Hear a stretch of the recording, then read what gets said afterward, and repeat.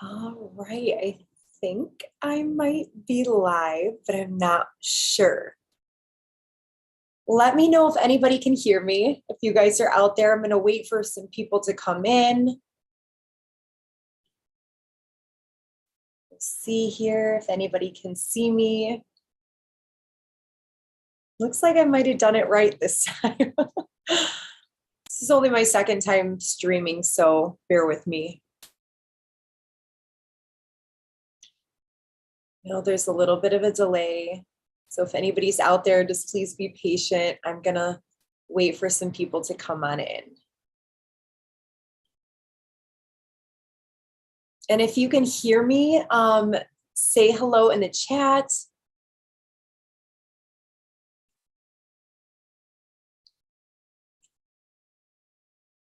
I see some people are starting to roll in. Good morning, everybody. We're excited to have you guys here. Can everybody hear me, see me? Did I do this correctly? Let me know in the chat, please.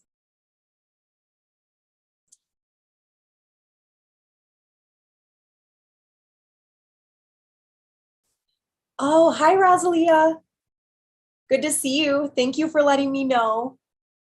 Okay, awesome.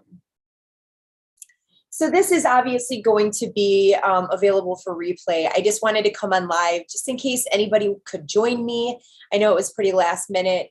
I'm really excited to talk about this upcoming Venus retrograde. There's so many dynamics that are tied in with this retrograde cycle. This is going to be really big. So I'm excited to discuss it with you guys and teach you guys kind of the way that I was perceiving the breakdown of it.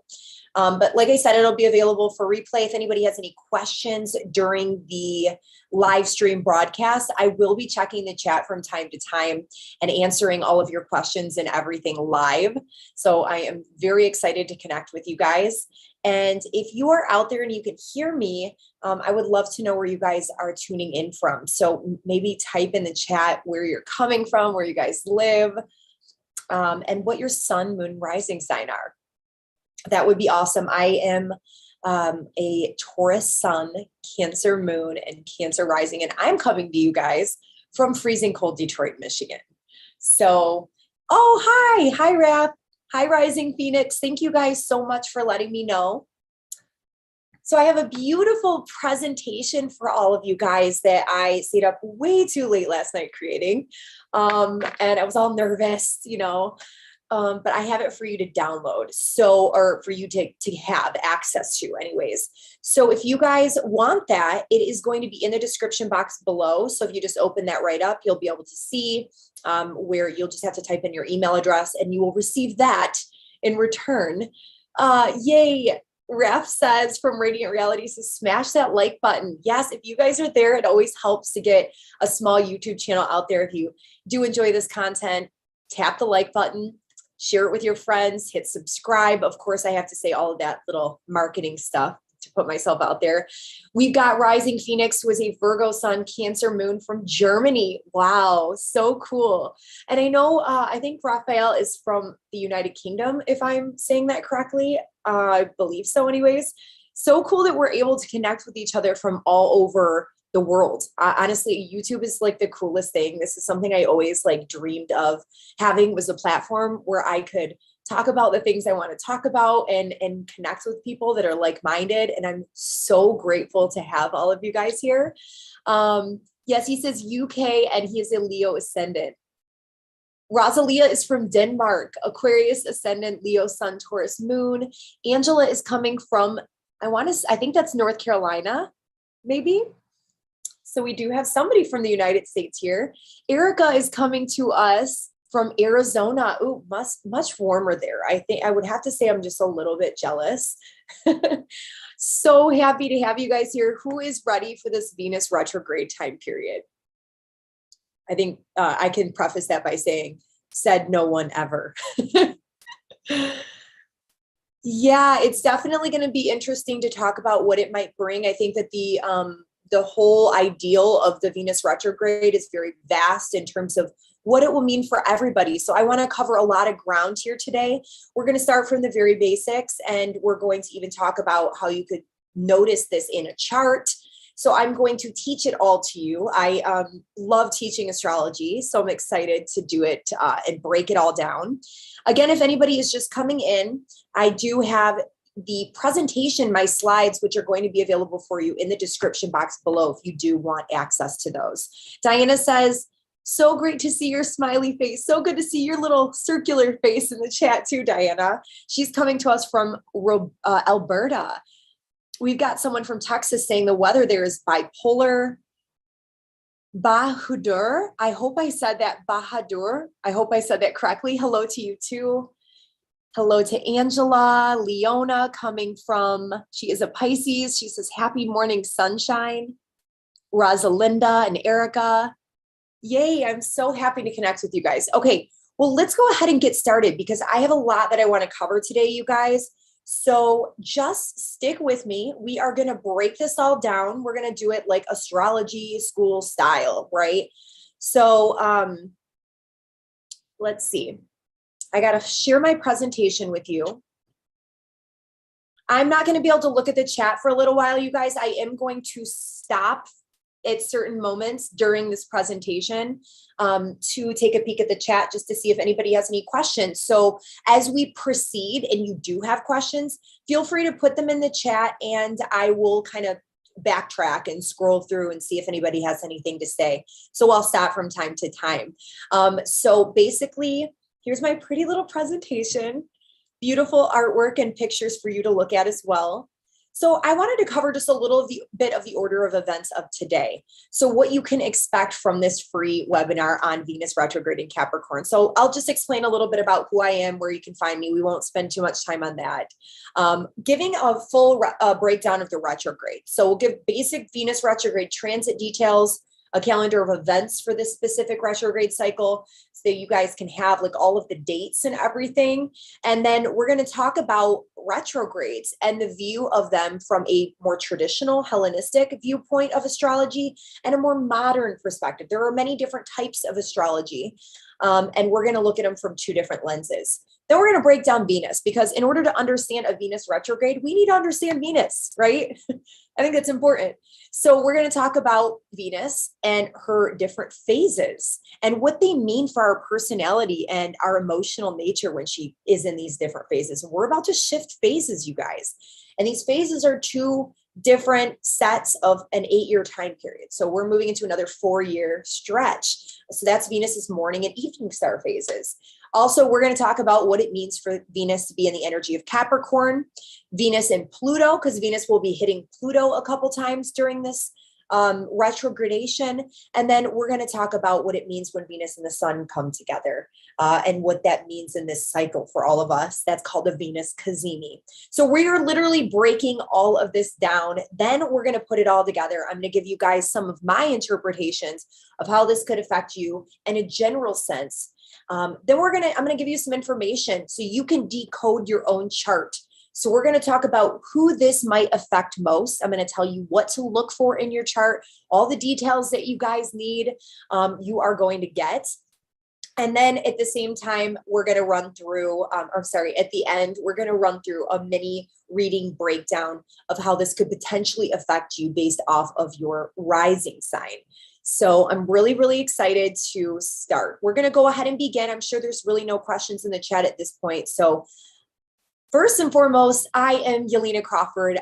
If you are on my channel, I'm sure some of you probably know me by now. So thank you if you're a returning subscriber. I really love you guys. And I am an intuitive astrologer. I also use numerology in my practice, and I love to connect with people on a one-to-one basis and give readings. I do astrology readings for the energy of your year ahead. I can help you understand yourself on a deeper level by doing natal chart readings, and even just helping you to kind of shift your perspective on some of the different challenges and things that you might be moving through in life. So I attract a lot of people who are going through major life shifts and challenges, and I really like to help work with them through these changes and transitions in life. I have a major passion for astrology. It's something that I absolutely love. I had a big shift spiritual awakening back in 2017 that really kind of pushed me into this profession. At first, it was just a hobby. I had no idea it was going to become a profession. And more so this past year, I was pushed into it even further, as now I am a teaching assistant to a well-known astrologer. Her name is Heather Eland. I'm sure some of you are aware of her, Astrology with Heather. And I am a teacher's assistant to her in her Cosmic Academy of Astrology. So I started a whole nother dimension of this astrological path I'm on as a teacher. And I realized how much I love to teach, hence the reason that I'm doing this today. So yeah, that's just a little bit of who I am. I love to help people who are also going through spiritual transition. So if that is you, get a hold of your sister. And I'm going to tell you a couple different places you can find me. I'm on Instagram. I love to do graphic design. It's a passion of mine. So I like to create my own designs, and I do little readings and astrological content over there. Add me, Yelena Crawford Astrology. And if you are interested in booking a reading, I have only 2 spots left for December. They're near the end of December, but I already opened my calendar for January. I think I'm going to do some adjustments, and I'm going to start taking some more clients per day. I only take 1 right now. And I only take clients a couple days per week, but I'm going to open up a lot of availability for January. So if you guys want to book your reading, make sure you get that in as soon as possible, because I'm going to be shutting it down again February because I'm moving across the country. So if you want a reading, get it in, and you can book that at yelenacrawford.com. If you have any questions about any of this, you want to talk to me, and you want to ask me about readings or anything, you don't know which one to book, you can email me at info@yelenacrawford.com. But enough of that. I know you guys want to get into the content, so I am going to go ahead and move forward. So some basic details of this Venus retrograde in general. Venus, as we know, all the planets retrograde, okay? Or you might not know that. The sun and the moon do not retrograde. The earth does not retrograde, because a retrograde happens from Earth's perspective, right? It's all about a shift in speed, and it's actually an optical illusion. So basically, this is a good representation of what a retrograde would be. The planet appears to be moving backward from our perspective here on Earth. But like, say for instance, I was in my car the other day, and I had stopped my car at the parking spot, and I put it into park.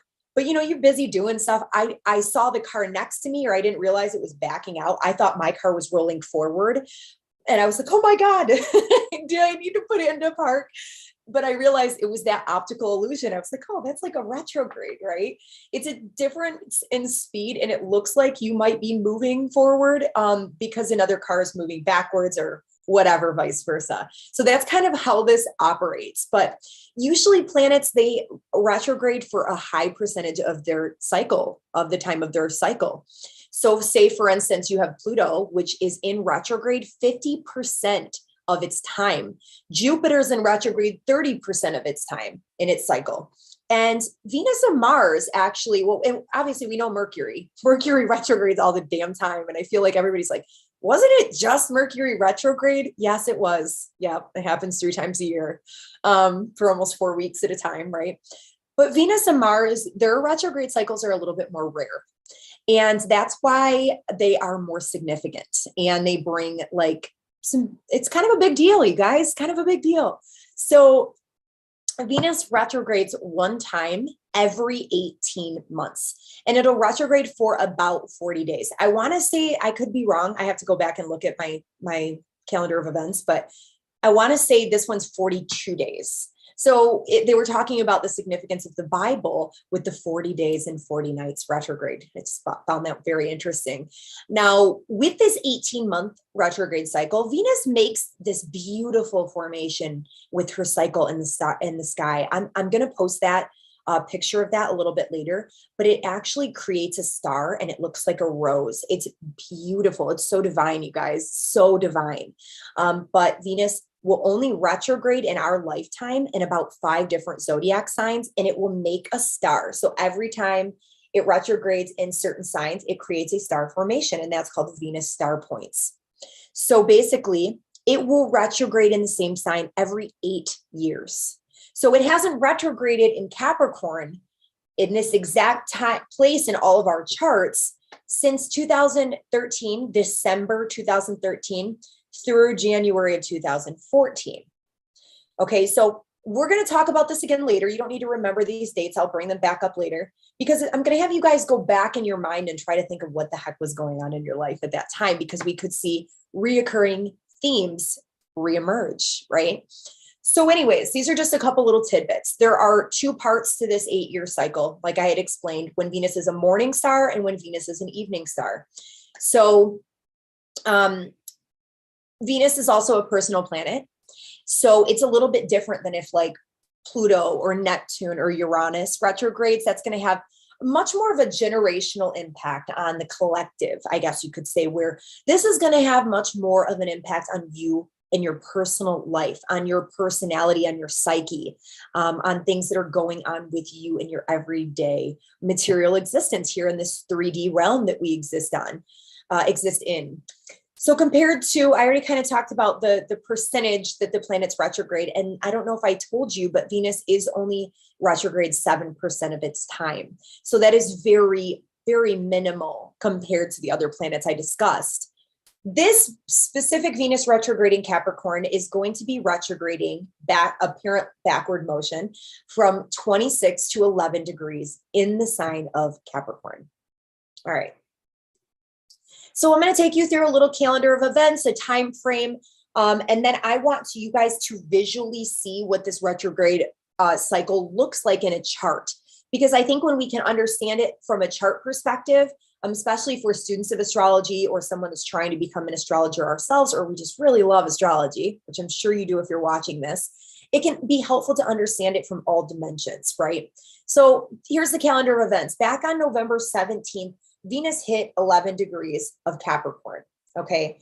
And since Venus at one point is going to move backwards from 26 to 11, this is what is called Venus entering its pre-shadow. When it starts to move through the degrees of the zodiac, that it will later move backwards through. So this is sometimes when we start to see certain events being set up, or we start to notice certain themes, or we don't notice anything because we don't even know what the heck we're embarking upon yet, right? So now that we have this knowledge, we can maybe look in hindsight and see what has been happening since November 17th. What's been important to us? What are some specific themes that have been presenting themselves? And we can start to see some of these dynamics set themselves up. Then all the way on to December 11th, we've got Venus going to come together with Pluto. Pluto plays a very important role in this Venus retrograde cycle, the planet of intensity, of magnetism, transformation.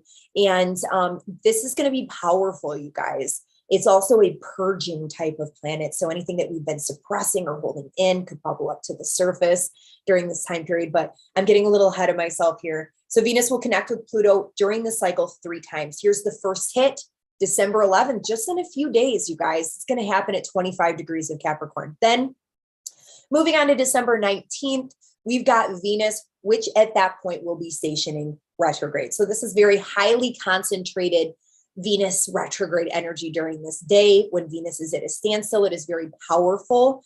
And this is when some things could be starting to happen. And we'll talk about what some of those things are going to be. Sometimes they could be a little challenging. We'll see. That'll be at 26 degrees. So that's when it starts to move backwards, backtrack, right? Go backwards in degree in the zodiac. December 25th, we're going to have an interesting Christmas. We've got that Saturn square Uranus dynamic on December 24th. December 25th, Venus will conjunct Pluto while she is retrograde. Okay, so that's the second hit of Venus and Pluto. Moving on, we're going to move to January 8th. So here we are in 2022.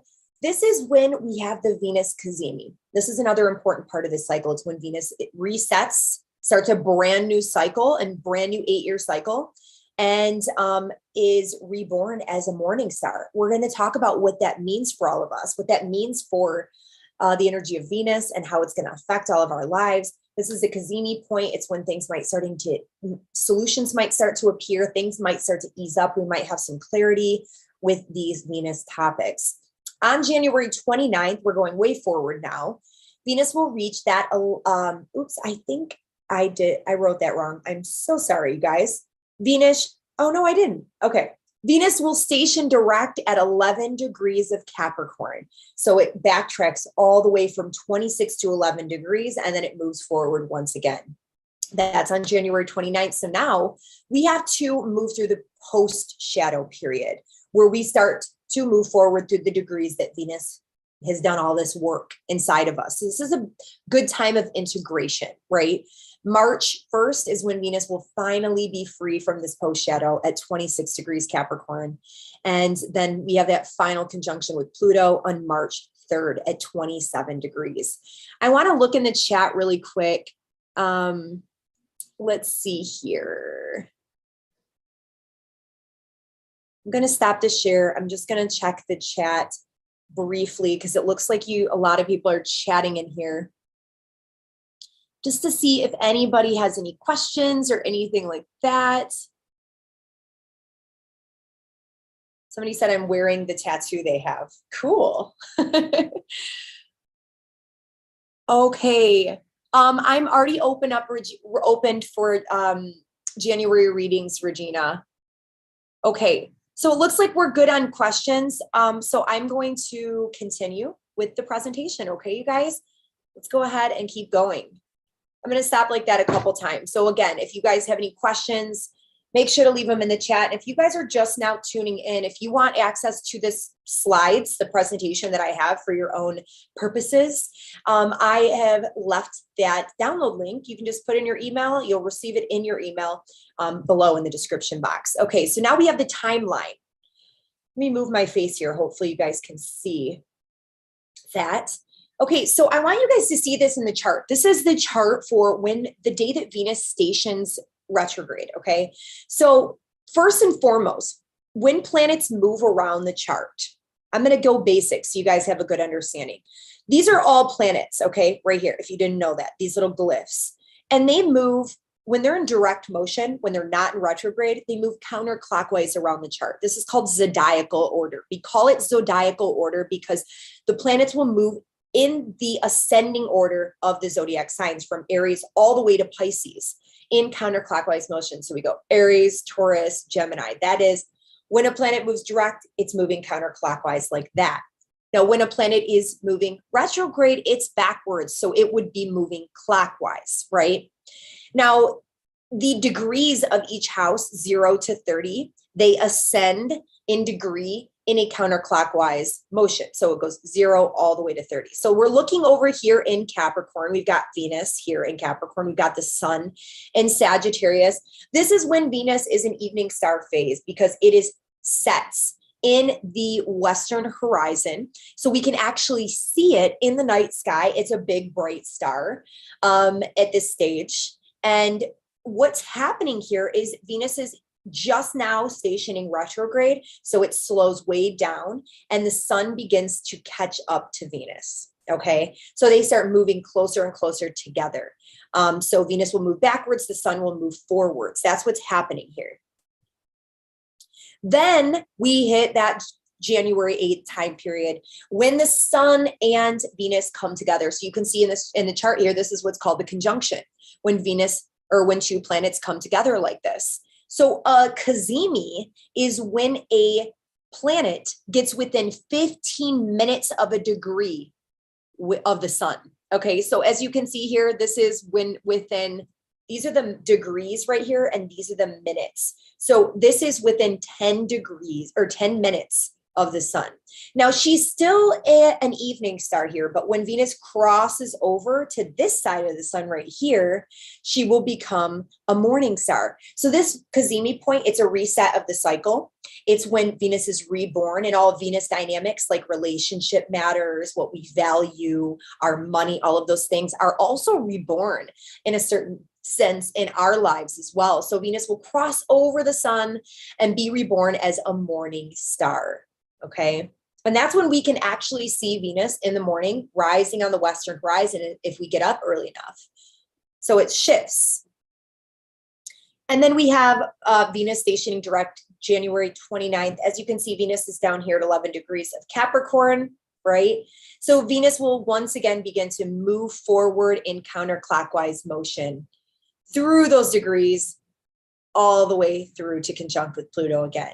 So that's moving through the post shadow phase. So hopefully that gave you a little bit of a visual. Venus moves forward, then it moves backward, then it moves forward again and continues on with its cycle.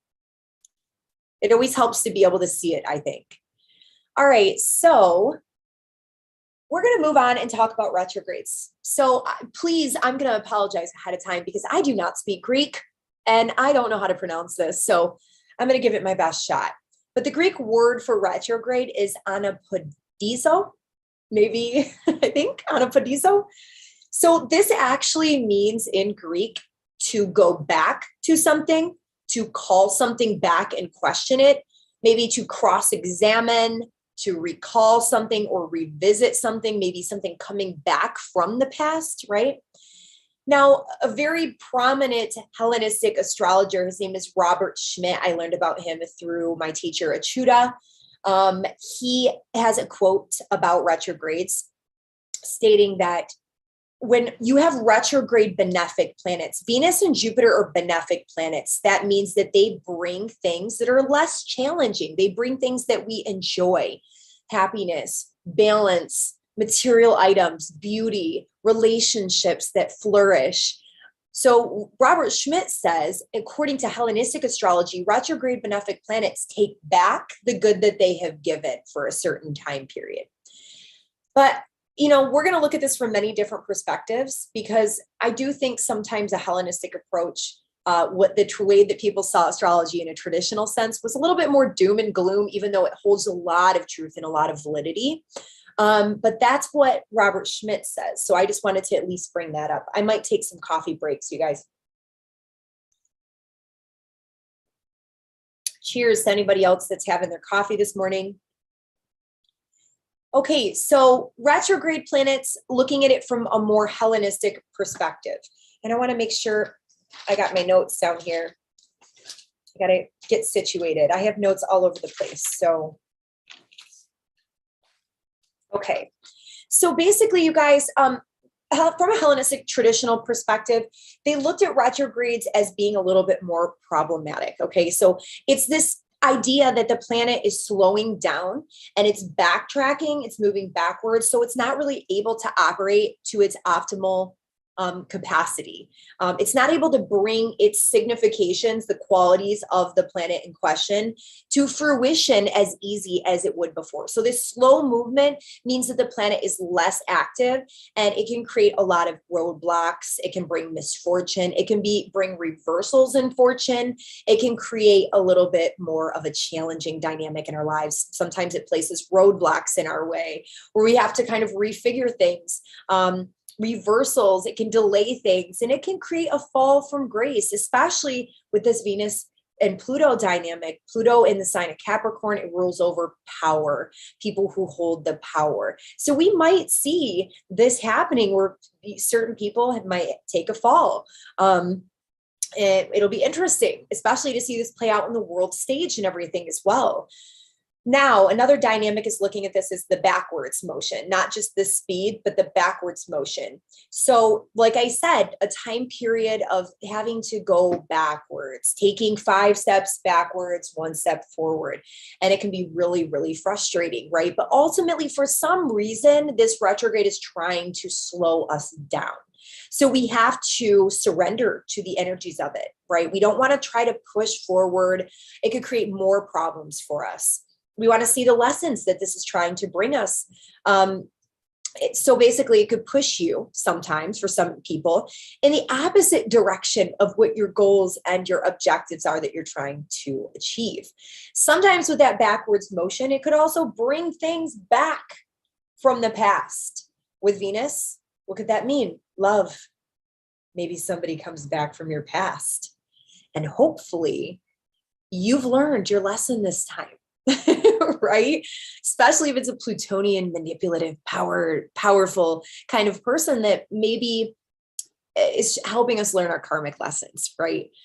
And then also, from a Hellenistic perspective, hindsight is everything. Hindsight is 20/20. So when we have the opportunity for a little time to pass and we're able to kind of look back, we can then see the knowledge that we have gained, the perspective shift that was taking place from that retrograde cycle that was really necessary to help shift a lot of things within us and to help us move forward in a better light, and in a renewed sense of whatever that planet needs. So this is the way that we can look at this from a Hellenistic perspective.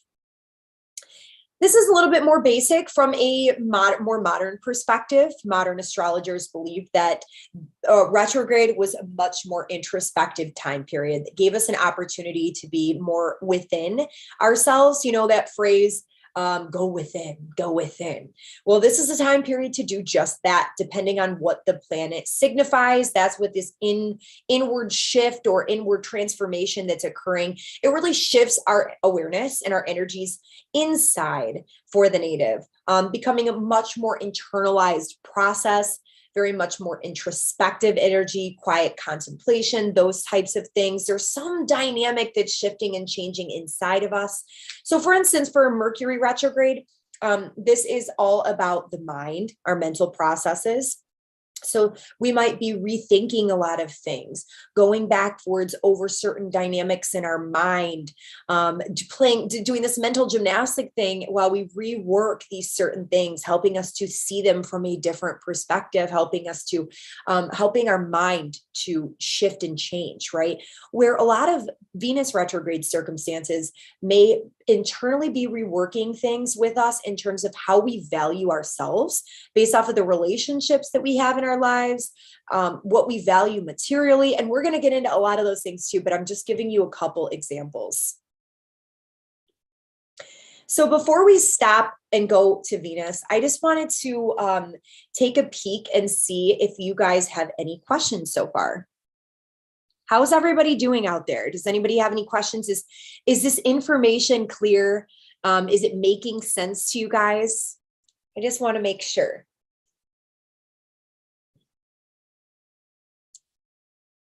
Wait to see if anybody says anything. There's definitely a delay here, so bear with me. Rosalinda says, exciting. Yeah, it is exciting. And I think that this is a benefic planet in general, right? So even whatever it does bring, it's not like Mars retrograde are going to be a little bit more challenging, right? And I'm not saying that this wouldn't be challenging, but I think that a benefic planet retrograde is a little bit better than having a Mars retrograde. Okay, so it looks like everything is fine. Everybody's taking it all in. Yep, making sense, making sense. Okay, great. So I'm going to go ahead and proceed. All right, so sorry if my head is in the way with the Zoom. Basically, we are moving on to understanding Venus, okay? So Venus isn't just all sugar and candy and love and joy. Venus has two different sides, right? Some people have really well dignified Venus in their chart, and some people, they take on more of the negative, less evolved traits of Venus. And I think throughout our lives, we will, vacillate between these two dynamics. So what are the positive traits of Venus? The things that people are a little bit more familiar with? I would say these are things like pleasure, desire. It can have a lot to do with sex, the way that we look, beauty, cosmetics, cosmetic procedures. It has a lot to do with friendship and relationships and the bringing of people together. Mars is the opposite energy, and it's all about cutting, severing, and separating, where Venus is all about joining together, having fun, celebration, laughter, charm.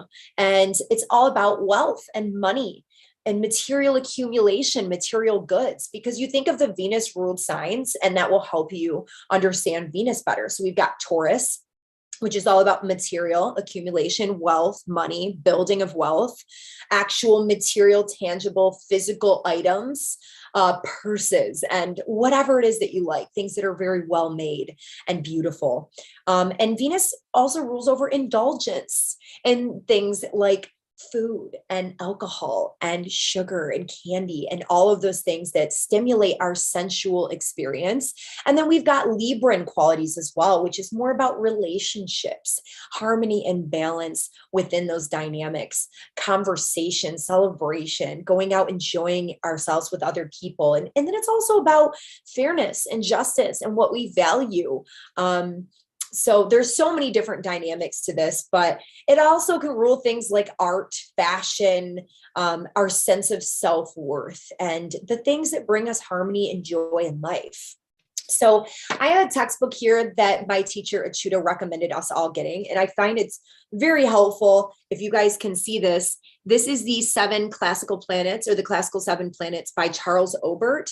And basically what it does is it combines, this is for anybody who might be studying traditional Hellenistic astrology, it combines a lot of the ancient source texts from ancient astrologers from many different centuries.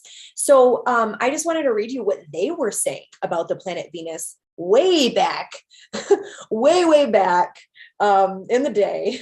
So we're going to talk about Vettius Valens, what he has to say about Venus.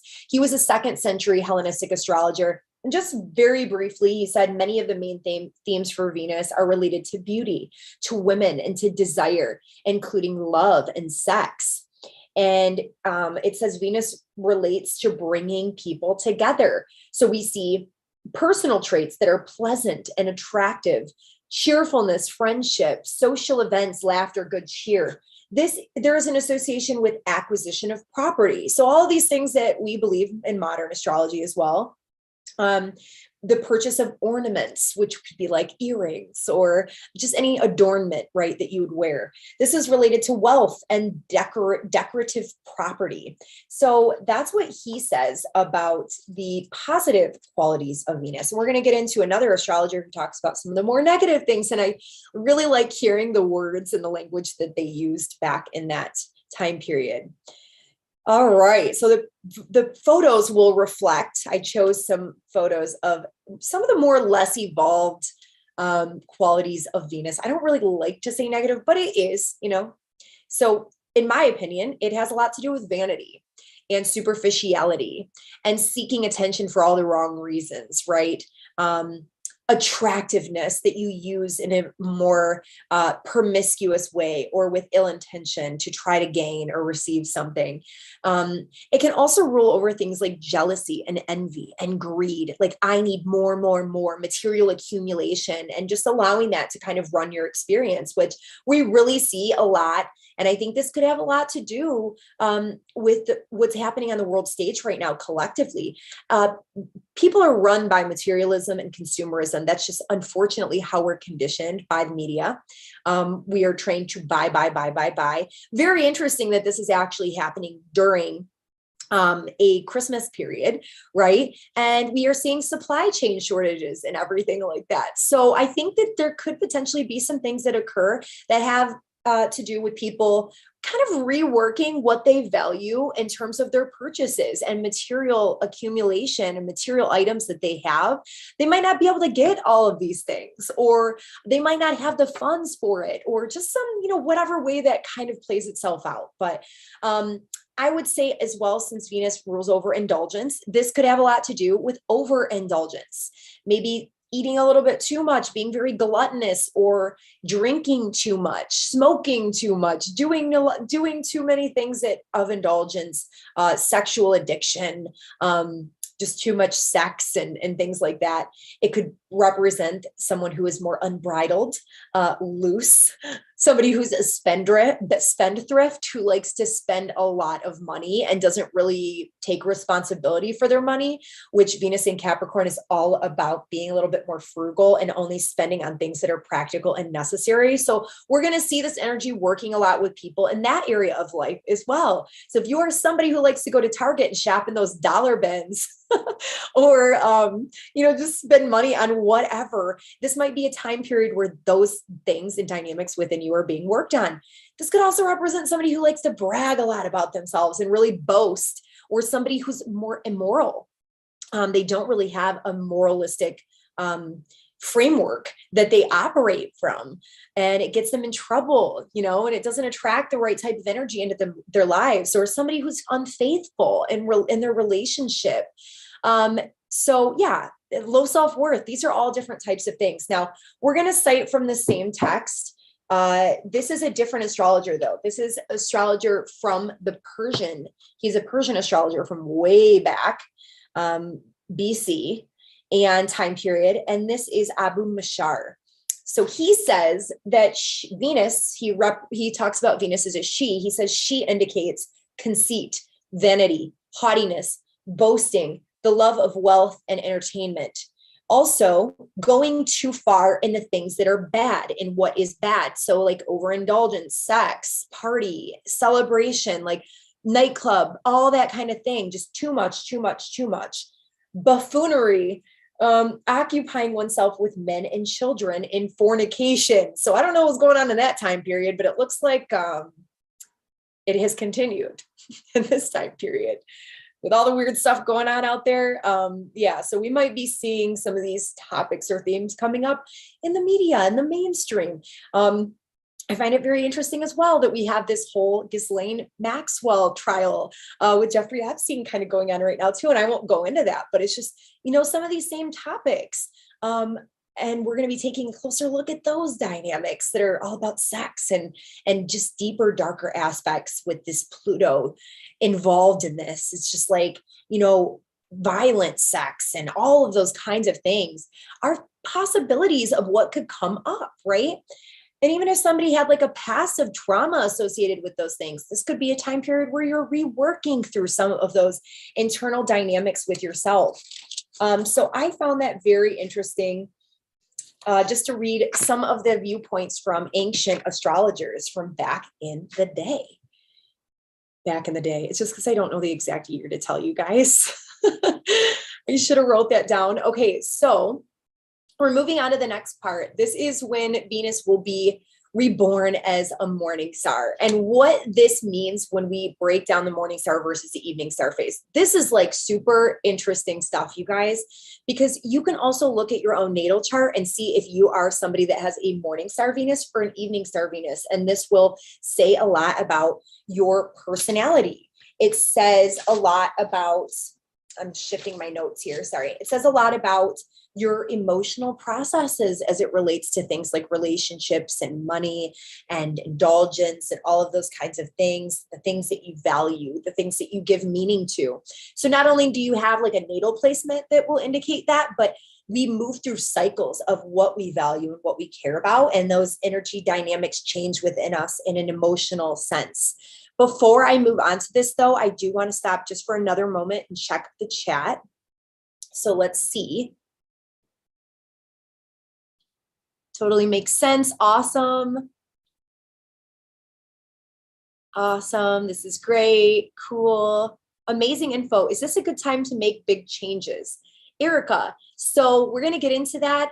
I wouldn't say this is a great time during a retrograde period to start anything new, but a retrograde will bring changes, especially this one with Pluto. So this could set some things into motion for you, right? And they could really start moving forward once Venus connects with Mars, which will be when the planet starts moving forward and out of its shadow period. So things are really going to start changing and moving forward. And this time period is going to set us up to make those internal changes necessary to really move forward in a way in which we really want. It's going to help us align with what's true for us, right? Only what's true for us moving forward. And it's going to remove a lot of the things that aren't. So hopefully that answered your question. Well, if you are thinking of changing your major and you have to do it by the 10th of January, maybe this process is going to help you figure that out, because the Venus Cazimi, which I'll explain soon, is on January 8th. And that could be a point of clarity, a moment of clarity. So I would say do what you feel you have to do. You know, if you have to do something and make a decision or make a change, then you have to do it, right? This is a good time to rethink things and re-strategize. So if you are changing something like that, I wouldn't see it being a big deal. All right. Very clear, very helpful. Okay, awesome. That's what I wanted to make sense of. How do you tell which star you are, morning or evening? Okay, So now that you guys are interested in that, let's get into it. So I'm going to teach you that right now. Let me pull the presentation back up. Sorry, there's a lot of clicking going on around my screen. I'm trying to navigate this.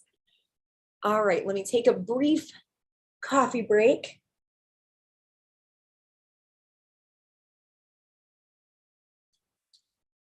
And let's get back into it. Okay.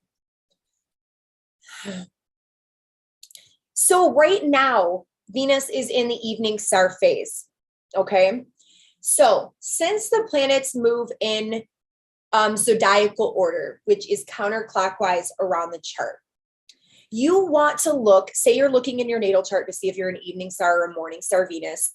If you are an evening star Venus, then Venus will be ahead of the sun in zodiacal order. Okay. So as we can see here in this chart, zodiacal order goes counterclockwise all the way around. So as we can see, once we get to Scorpio, then Sagittarius, and then Capricorn, it's ascending order. We see that the sun is here at 3 degrees and Venus is up here at 25 degrees. Okay. So Venus is still an evening star. Venus is ahead of the sun in zodiacal order. Okay, this is an evening star phase. So this again is when we are able to, Venus is closer to the earth and away from the sun. So we're actually able to see Venus better in the evening. We'll be able to see it in the evening sky when the sun sets on the western horizon. We see Venus. It's a big bright star. So basically, this is called Venus Hesperus, which the morning star phase is called Venus Lucifer. So if I'm sure you've heard of Lucifer, it's all about, it wasn't necessarily the devil. It was actually Venus, the morning star. There's a big story behind the whole thing. So anyways, I'm not getting into that because I don't even know how to begin to tell you that. But in the evening star phase, so whether this is you in your natal position or not, this is me. This is a positioning that I have in my natal chart. So I would highly suggest taking a look at it. It'll tell you a little bit more about your Venus. Now that we know what Venus means, this is going to be someone who is a little bit more reserved and has more of a controlled nature in terms of their emotional processes within relationships, within, their personal value systems and how they operate in the world based off of that, what they give meaning to in life. So they're not going to be as big of risk takers. They're going to be very much more calculated and focused on planning things out when they do things. They're going to maybe be a little bit more introverted. So during this phase, this is the phase we've been in since 2018, January of 2018. Venus has been in her evening star. Actually, I don't know if it was that long ago. I'd have to check, but I'm pretty sure we've been in, no, because Venus would have retrograded back in, I would have to look back because we had a Venus retrograde back in 2020. But anyways, we've been in this phase for quite a while, I guess you could say. And we're more controlled emotionally, more introverted, maybe a little bit slower to develop or connect with our feelings and build connections with other people. So this is when we are learning a lot more about ourselves and our internal process. It's a period of integration potentially. In the evening star phase, in the natal chart, these could be people who are not as apt to express themselves to another person emotionally. And when something does happen to them traumatic within relationships, it can be a little bit more difficult for them to recover from that. They tend to have a very internalized process of kind of running through that over and over again in their mind. And it can be hard for them to recover. They're not as resilient with their emotions. So that's why it's hard for them to build connections. They're a little bit more apprehensive. And we could have been like that during this time period, during this phase that we've been moving through. I wish I had an exact date for you. That's one thing I didn't prepare of how long we've been in this. If anybody knows in the chat how long we've been in this evening star phase, feel free to put it in there. But we will be much more driven towards our goals and objectives at this time, and kind of just taking in the deeper meaning of all of our experiences, our relationships, seeing things from a much deeper perspective, right? So that's the evening star phase. Now, once Venus connects with the sun, like I showed you guys earlier, and Venus crosses over to the other side of the sun, she will be reborn as a morning star. And she won't be visible quite yet until she leaves her shadow later on in the cycle, but she is technically a morning star.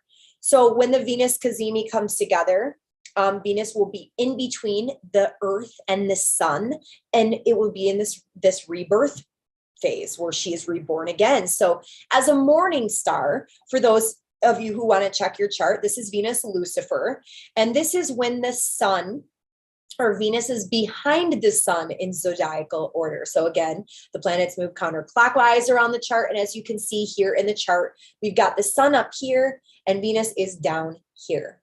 Okay. So the Venus is behind the sun in zodiacal order. If this is what it looks like in your chart, you are a Venus morning star native. What does this mean? So this is the phase that we're moving into, you guys. We're going to be in this phase for quite a while and it'll start to build. It's not like we're going to snap feel it overnight. It's something that will progressively build, right? Because Venus has to gain momentum and start moving forward again. And it takes a while. But the beginning of this phase it's much more able to express our emotions outwardly. Actually, we might feel like we are controlled by our emotions, and we might feel this urge to tell people what we think and what we feel. We're going to be much more able to take risks, being a little bit more spontaneous and adventurous when it comes to maybe spending but this is also going to help rework us because Capricorn is a very responsible energy. So it's doing that in a different way, right? A much more responsible way. And you could be much more, like I said, driven by your emotions, your impulses, your urges towards things, much more able to take risks on whatever it is that you're seeking to do. And I like to say for this, it's like feel first and then emote first. So what you're doing is expressing your emotions without thinking. So feel and emote first and think later.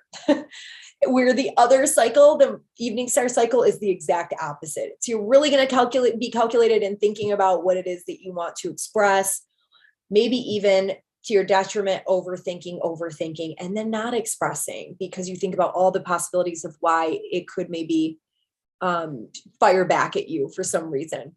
So this is a person who is much more open to new experiences and they're much more resilient emotionally. So if something does happen in a relationship or something, they're able to bounce back from it, and heal from it really quickly or find something to help them heal and recover in whatever way. So this is the phase that we're moving into. This seems like a much more extroverted phase, which if you think about the morning or the light of the sun and when you hit this morning star phase, it's what's called a new Venus.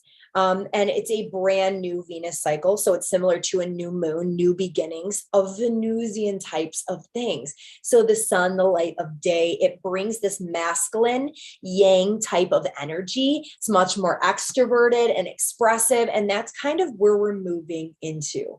So I find that very interesting. Does anybody have any questions? Because I know that can be kind of challenging. It's a lot of information. So I just want to see, let me pull up the chat here.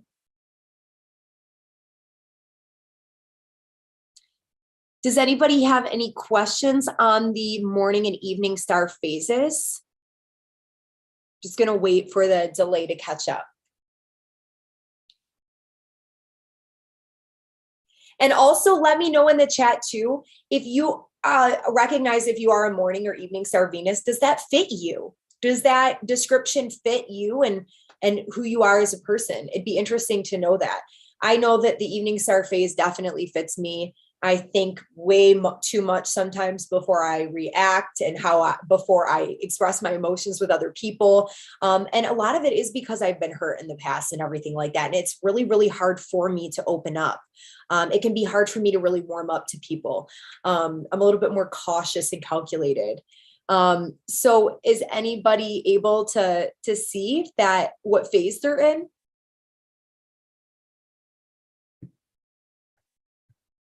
So let's see, is the morning star somewhere we could see in our chart and where? Yeah, that's what I was just explaining, Rosalinda. So if you look in your chart, That's what I was explaining. I would suggest going back and rewatching that portion of the video, because I was explaining how you can identify it in your own chart. Yes. I don't really have a lot of time to go back and re-explain. Sorry about that, but hopefully the replay will help. And again, if you are somebody that wants the slides, you can get them in the description box below. Okay, so we're going to move on.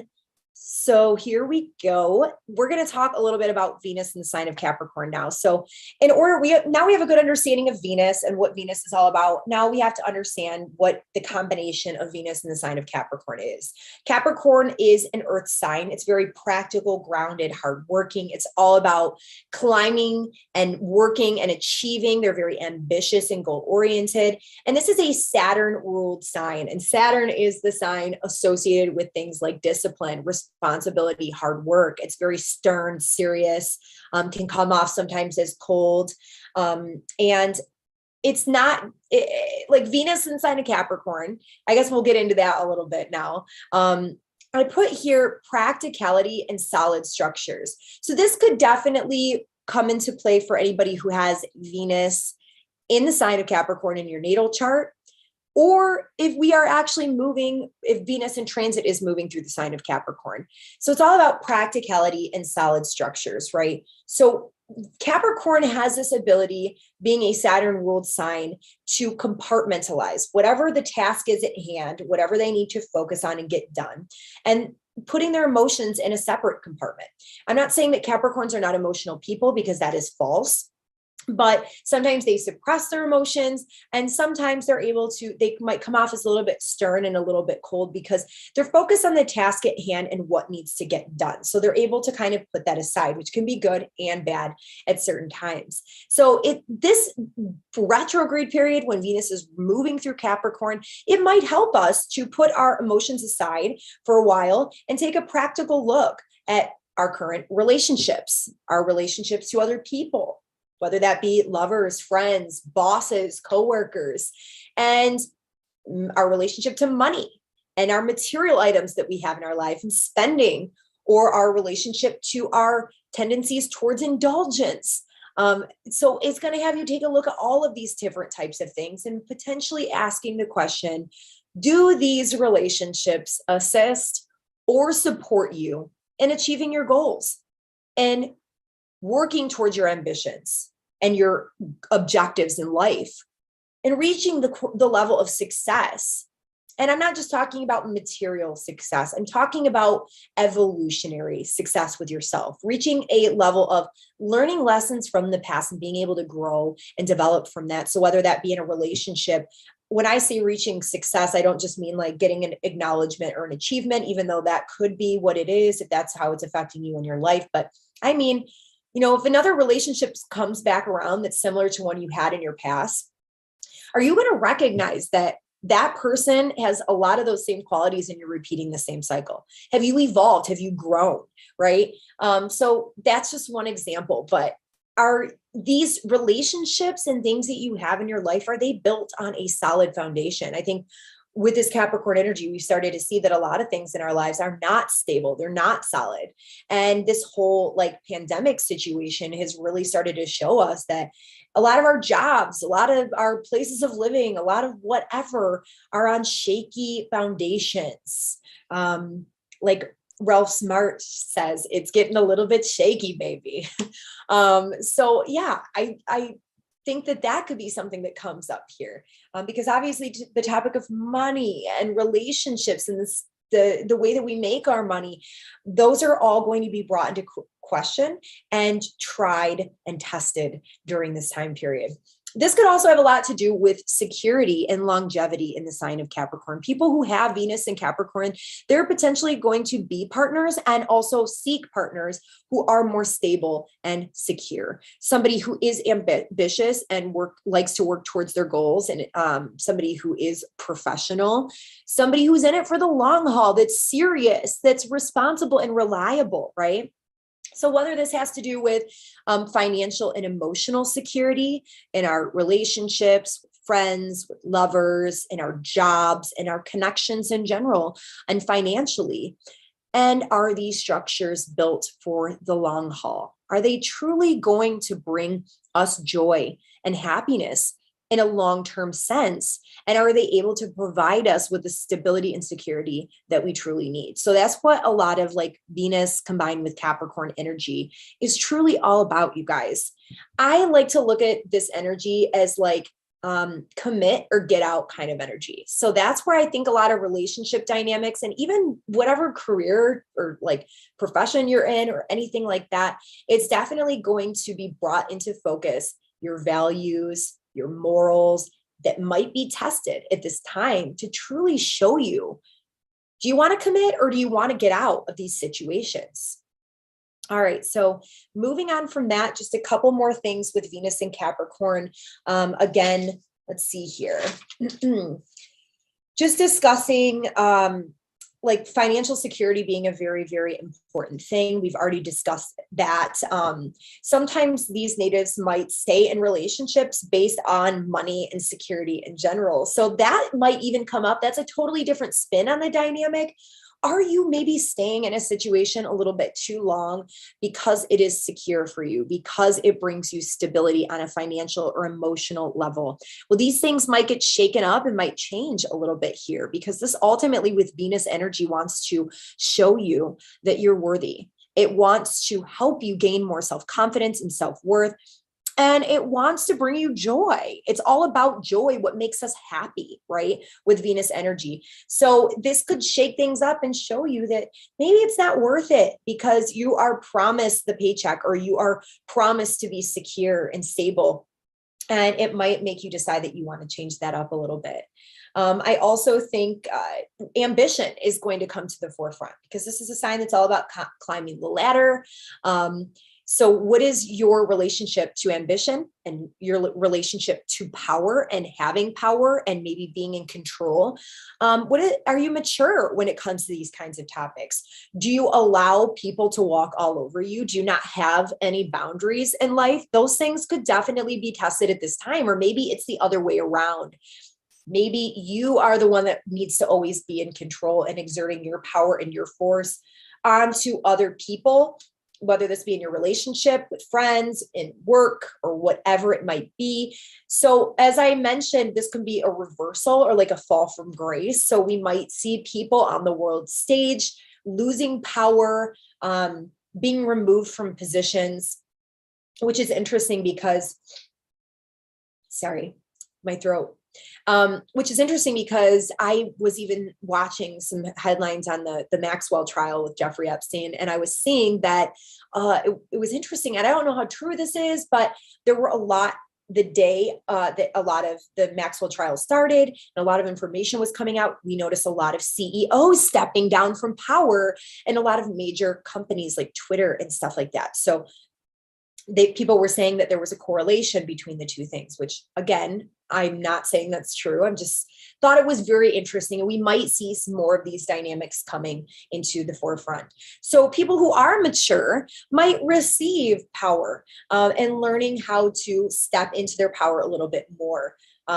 So that'll be interesting as well. So we already kind of talked about boundaries, setting proper boundaries within relationships. There could be some issues, power struggles. It could have to do with money. It could have to do with just power struggles in general, maybe over sex and intense sexual dynamics with other people. This might be a struggle over commitment. Just a funny story to tell you guys. I was like, obviously, when I go to work, I have a job on the weekends until I can build my business up. And I am a fine dining bartender, and I like see a lot of the astrology playing out in the restaurant, whether it be with my coworkers, my bosses, the clients, or even just how I'm being affected. And I overheard, because I hear everything at the bar, even if I don't want to. And I overheard this couple in the conversation they were having. And I'm like, oh my God, that is so Venus retrograde in Capricorn, setting itself up for these two.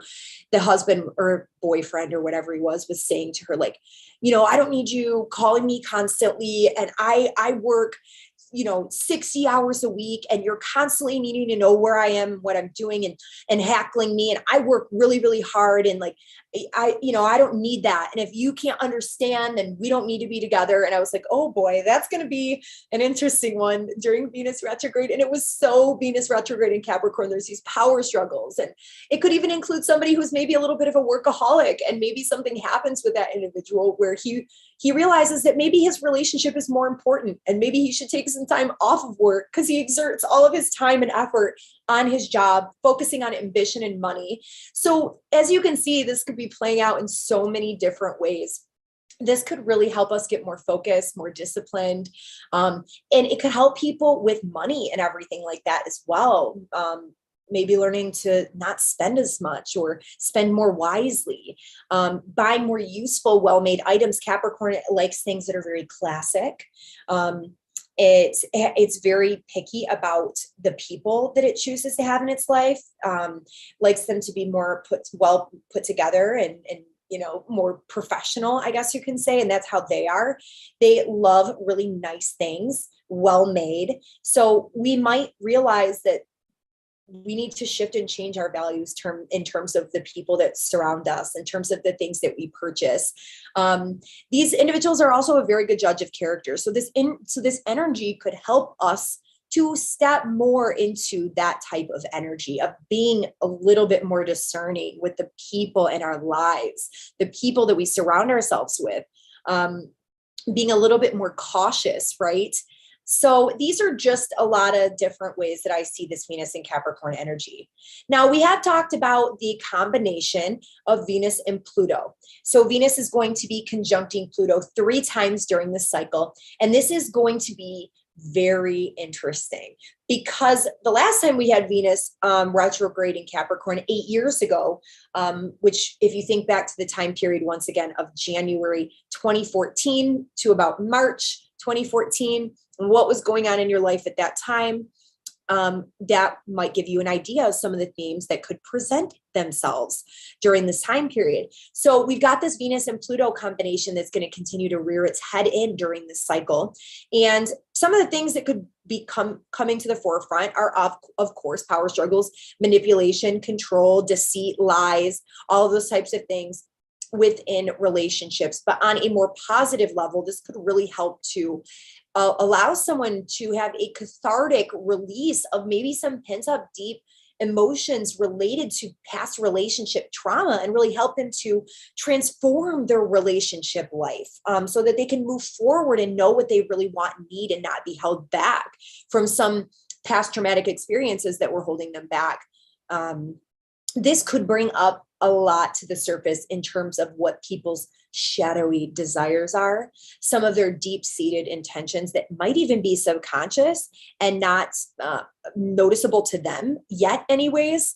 And it could bring up some darkness and intensity relative to sexuality. I hate to say it, but Pluto is associated with things like domestic violence and rape and things like that. I'm not saying that could happen, but maybe some of these dynamics could be coming up to the forefront. Maybe anybody who's been involved in narcissistic relationships or something in the past, there could be a past lover that comes back, or somebody with the same type of energy, to make sure that you have learned your lesson, or to test your values and strengthen your moral framework, so that you can move forward a better version of yourself, right? This could even just give you a greater desire for more depth, for more intimacy within relationships with other people. So maybe that's not something that you have. Maybe you have a lot of shallow connections or something, and you want greater depth within friendship, within love, maybe even dating around a lot. And that's just not going to do it. You want a commitment. You want something a little bit more serious where you can share the depths of who you are with another person, gain a greater sense of intimacy. But a lot of this has a lot to do with purging of Venus related things, because Pluto is a purgative, right? So that could be physical, that could be emotional, it could even be tangible, because Venus rules over material items as well. So this could be helping you to get rid of a lot of things, letting things go that are no longer of use to you. This would be a really good time to like take clothes to the consignment shop or get rid of certain things. So I wanted to also use another reference book. This is another great book for any student of astrology. It is called The Archetypal Universe by Ren Butler. This is another book that one of my teachers at Chuda uses a lot, and I love it. I use it all the time as well now. It is a great book to help you understand the combined energy of planets.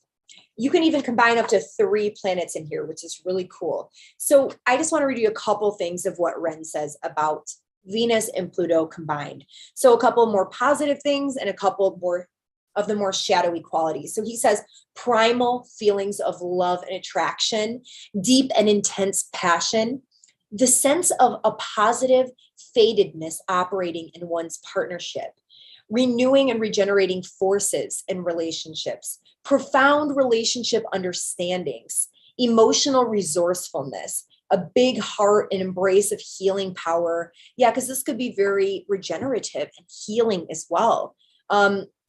So basically, some of the shadow qualities are overbearing friendliness, a manipulative style, passive forms of aggression, pushy or obnoxious aesthetic and clothing and everything like that. And it could be like throwaway of relationships, romantic obsession, harmful temptation, sexual addiction. So some of those things that we discussed, like the negative qualities of Venus, could really come out with Pluto. Urges to use sex or beauty for ulterior motive or ulterior purposes. So just so to give you guys a little idea, and if you want to read that, there is the book, so you can go ahead and do that at a later date. So before we move on, I'm going to look at the chat again and just kind of see how everybody is here. Let's see. Looks like we had some more people coming in. I'm new and happy to catch us live. Hi, Shell. I'm happy to have you here. Welcome. All right.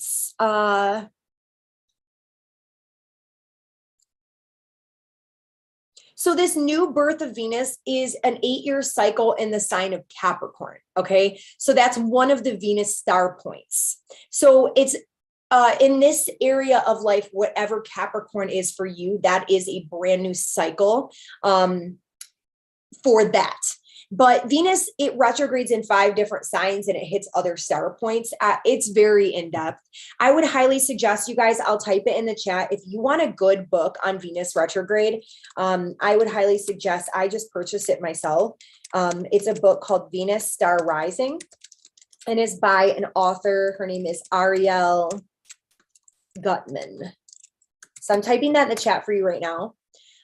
So we have Venus retrograde every 18 months. So this rebirth of Venus happens every 18 months, right? But it's a rebirth of her at a different star point, a rebirth of her energy in a different way. So this is an 8-year cycle in Capricorn. It's a rebirth of Venus in the Capricorn area of your life, right? So I'm sorry if that's confusing, but it is a very in-depth cycle. Let's see.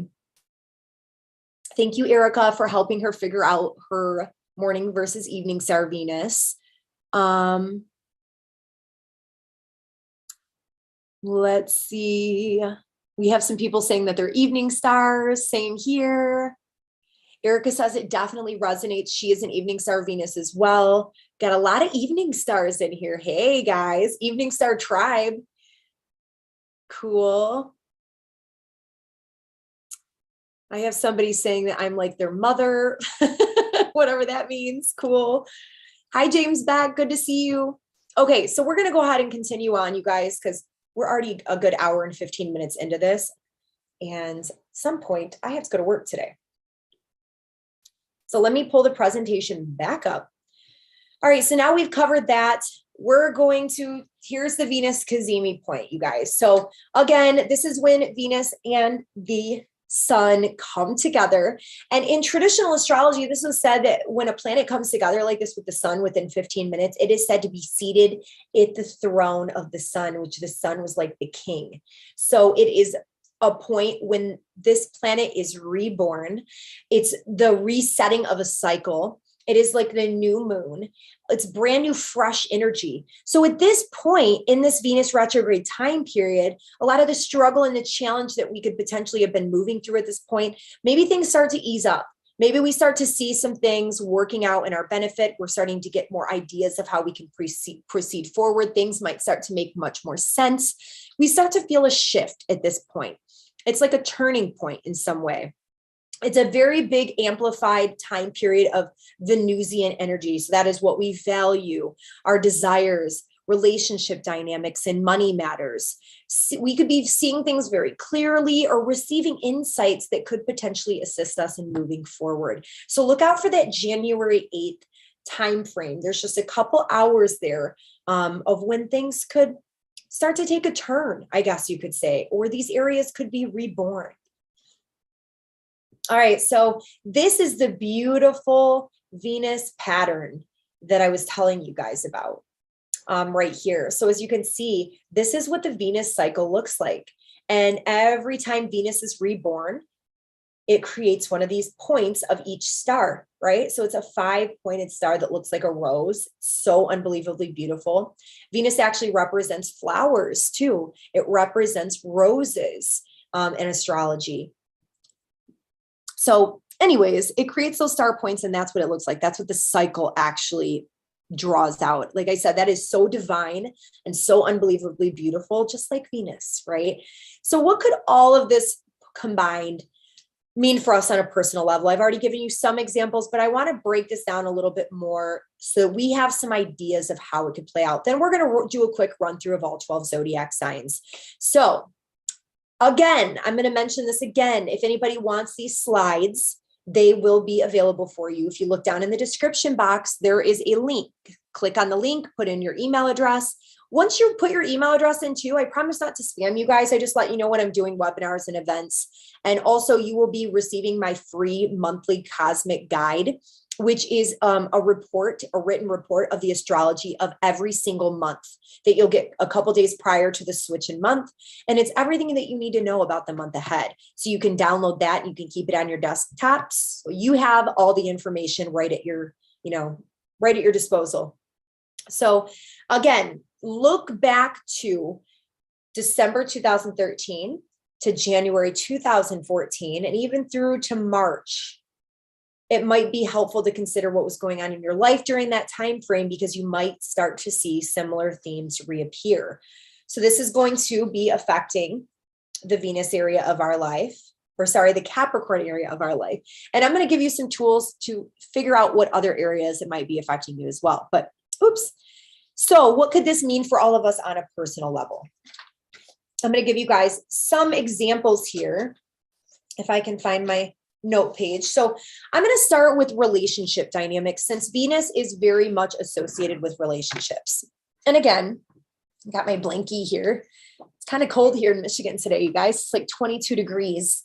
All right. So in regards to relationships, this could obviously bring to the forefront areas of the chart: Capricorn, Taurus, Libra. All of those houses and the themes that they are associated with could be coming up. So we already know retrogrades are potential changes, reversals, where things could be a little bit more frustrating, where we have to work through something on an internal level, where we'll be rethinking it, where our value systems are going to be reworked.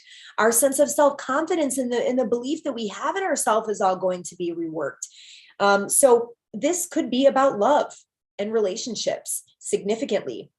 Again, I want to mention that you could potentially have old lovers resurface or come back in, and it could be old people in general, or it could be lovers that are having a similar energy signature to karmic partners from the past. This could be for you to work through some karma. If it is an old lover or someone from your past, there's potentially a karmic cycle that needs to be closed out, because Saturn and Capricorn, they represent karma. It represents time. And with this being a cycle that's closing out, I believe that there's a lot of things that some people will need to rework and close out in some of the relationship dynamics in their life, right? So it could bring back similar dynamics from your past that you can't take forward with you and you need to rework in this time period. So you guys, when we think about these types of things, we realize that this could be easier for some than others. Okay. It depends a lot. You are not your birth chart and what happens in your birth chart. We have the opportunity to evolve past these dynamics and become better versions of ourselves. And we start to work with these planetary energies a lot better. And they don't grab us as much. They don't take us they don't hold on to us as much as they did in our past. So it has a lot to do with how much you've evolved in this lifetime already and kind of where you're at on your journey. Some people, it doesn't make anybody better or worse, but some people might need a little bit more help and development in the relationship area. If you're somebody that's easily swayed by other people and taken advantage of, or you do that with other people, then there might be some extra karma that really needs to be worked through at this time. Okay.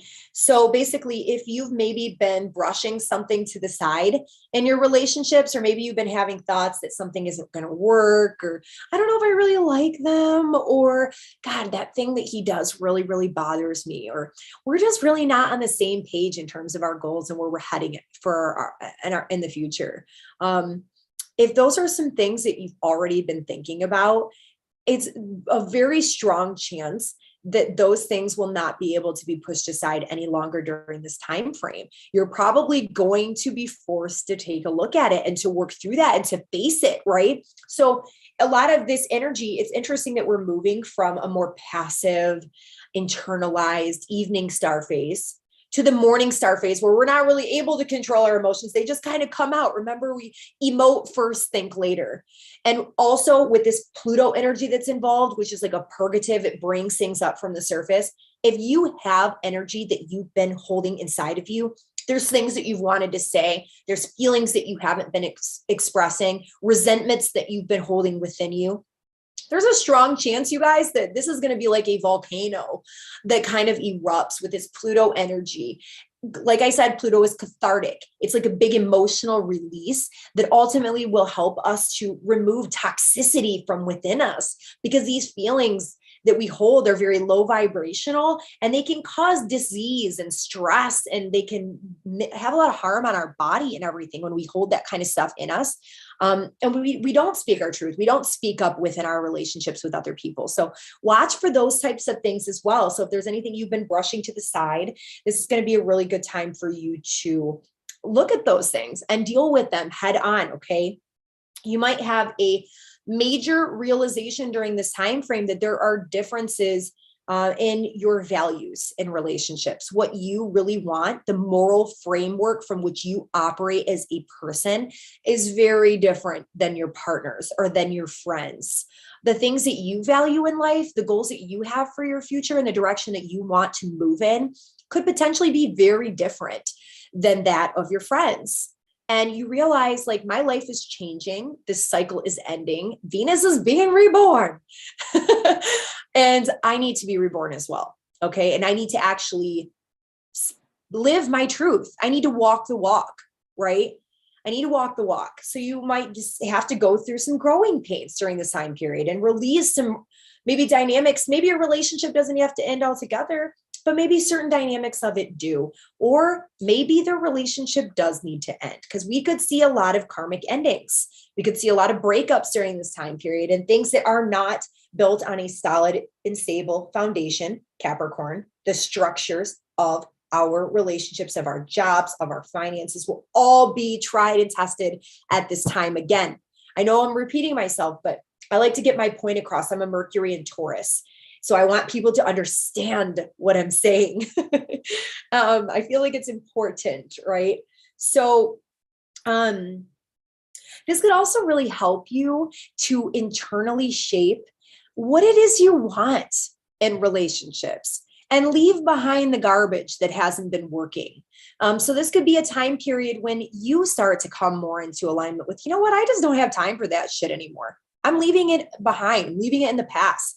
Like, I'm becoming a different person. Like, go get out of here. You know what I mean? Scat. that kind of thing could definitely come to the forefront. You could just literally have no room for bullshit. And I kind of feel that like deep down in my soul. I feel that with a lot of people. If you can't respect my boundaries, then get out. You know what I mean? Like I just don't have room for it in life. I'm working towards goals. I'm ambitious. I know what I want.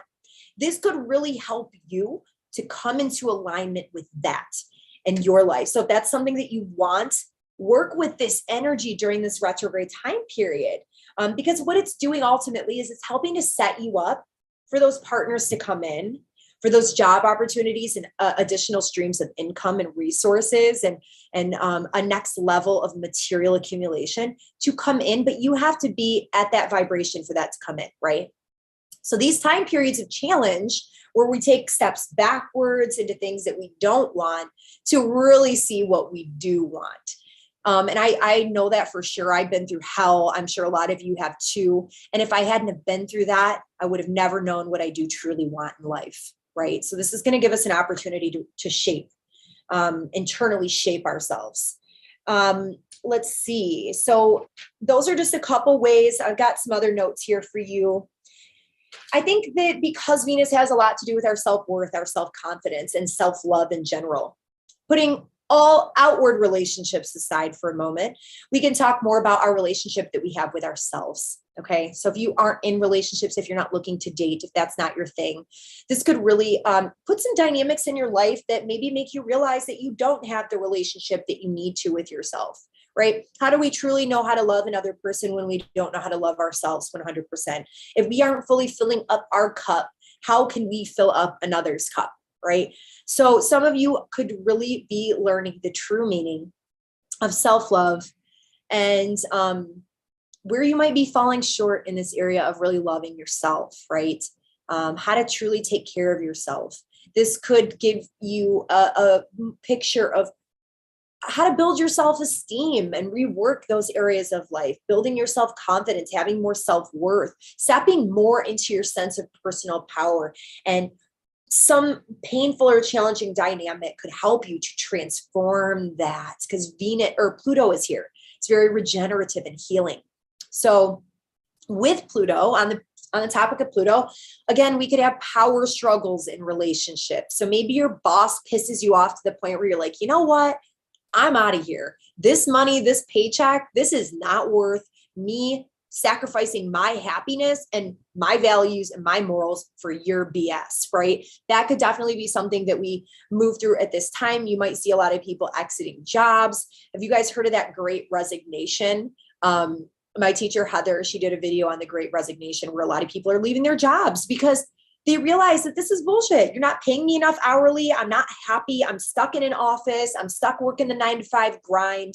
And this could really make people realize like, okay, this is not for me. I'm going to figure out what I could do to make myself happier, to do something I love that's creative, that is artistic, that helps me to express myself and bring in more joy and happiness into my life, right? So this could definitely showcase some of those types of things. We might even see disputes with people in positions of power and authority in the workplace, with just lovers or friends or anything like that. So power struggles and disputes, battles over money matters potentially too, or maybe over sex and intimacy. Jealousy could definitely be boiling up to the surface, bringing up a lot of our shadow qualities, right? It's Plutonian. We've got that Pluto influence. So you could see like, oh my gosh, I really am very jealous. Like, how do I deal with this energy in a healthier manner? Where I'm happy for other people, truly happy for other people, or where I don't feel I have to compete against another woman. Like, how do I have confidence in myself to where I don't have to feel this way? And you could be working through some of that energy, or that could be brought to the forefront for you to take a peek at right now. So lots of intensity. We could have a lot of secrets coming up to the surface, things that we weren't once aware of. True feelings could be revealed at this time between you and other people. So those are all things to kind of keep track of there. Let's see, you could be craving partners that match your ambition and your purpose and your drive in life. Let's see here.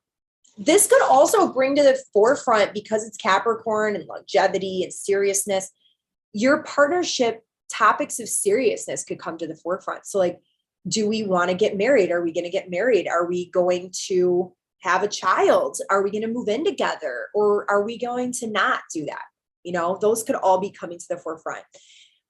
Topics of money and spending is going to be very important. So at this time, it's probably best not to make big, giant purchases, especially for things that aren't practical, that aren't going to help you in your everyday existence. For me, I bought pots and pans. I invested in new pots and pans, something that I've needed for a really long time.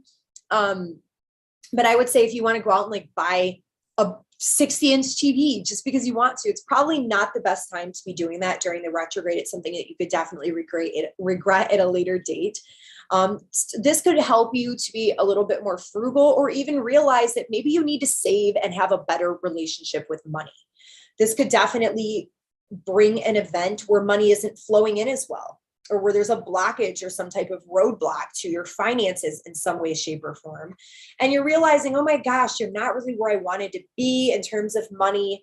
And maybe this is going to show you and teach you a lesson that you need to structure this area of your life in a different way. Sorry, coffee break. So this could also put you in a position of reassessing your budget, your financial strategy, whether that's relative to your personal life or your business. You could be putting a plan to pay some debts off, or maybe putting like some type of plan to make investments in the future in place. We already talked about joint finances within couples. That could become a problem. You might realize that like you don't want to rely on your partner to, like, if you are somebody who gets an allowance from your partner, you have to ask your partner and run it by them to spend money or something. You might be like, okay, this doesn't work for me. Like, I want my own money. So you might take steps to do something where you're bringing in your own income or resources, or there could be some fights or disputes about that kind of thing. This is a really good time though, you guys, to reassess your budget and your money and the way that that kind of thing is structured. Maybe rebudgeting or starting to put more money away into savings. Your relationship with money could be coming to the forefront. If you tend to put work over love in relationships, you value your job and your ambitions more so than others, there could be something that forces you to slow down during this time frame and kind of take a look at that, take a little bit of a break. So I would say if you are somebody that tends to overwork, just try to slow it down a little bit more, right? Or there might be something that actually slows it down for you, where you don't really have a choice. And kind of wrapping this up a little bit, since Venus has a lot to do with diet and eating and indulgence and all of those kinds of things, and Capricorn tends to be much more controlled and responsible and disciplined when it comes to those things, we might have that brought up to the forefront. Do we overindulge? Are we too gluttonous? Are we maybe emphasizing sex a little bit too much in our lives, and indulgence in party and going out and overspending and just being a little frivolous in those areas of life? So those could all be brought to the forefront so you can work on topics of moderation, right? Or eating things of a better quality, because Capricorn likes things that are really good quality. Maybe having a better quality diet, or indulging in the finer things. So these are just a couple different ways that I see this playing out. Before we move forward to the end of the webinar, where we're going to do all 12 signs, and I'm going to give you some other tools to help you identify if this is going to be specifically affecting you or your loved ones and what to look for in a chart, I do want to take one more peek at the chat and see how everybody's doing in here. Somebody said, is that at all related to the Venus occultation? You know, I'm not really sure what Venus occultation is. So I don't know 100%. That's a good question. Angela says, what if you have what if no Capricorn in your chart? So everybody has every zodiac sign in their chart, right? And what if you have no planets in Capricorn? It will still be working with you in that area of life, right? And I'm going to show you, you might be getting hit from other angles in the chart too. So basically, Angela, I would say, what house is Capricorn for you and what themes are associated with that house? Because it could be bringing up those specific themes, or maybe the themes that are associated with your Venus or your Taurus area of life or your Libra area of life, because Venus rules Taurus and Libra. And you might have a bunch of planets in Taurus and Libra that are going to be, touched by this per se. So Erica says, I had a friend tell me recently that she can't wait until I'm rich. My ambitious South Node in Capricorn, so that she can live with me. Definitely rethinking my friendship circle. I want my friends to grow with me. Oh my gosh, exactly, Erica. Yes. So we don't want anybody kind of like just wanting to be in our lives to benefit from us completely. So rethinking your friendship circle is definitely important at this time. Do you have similar ambitions? Are you heading in the same direction?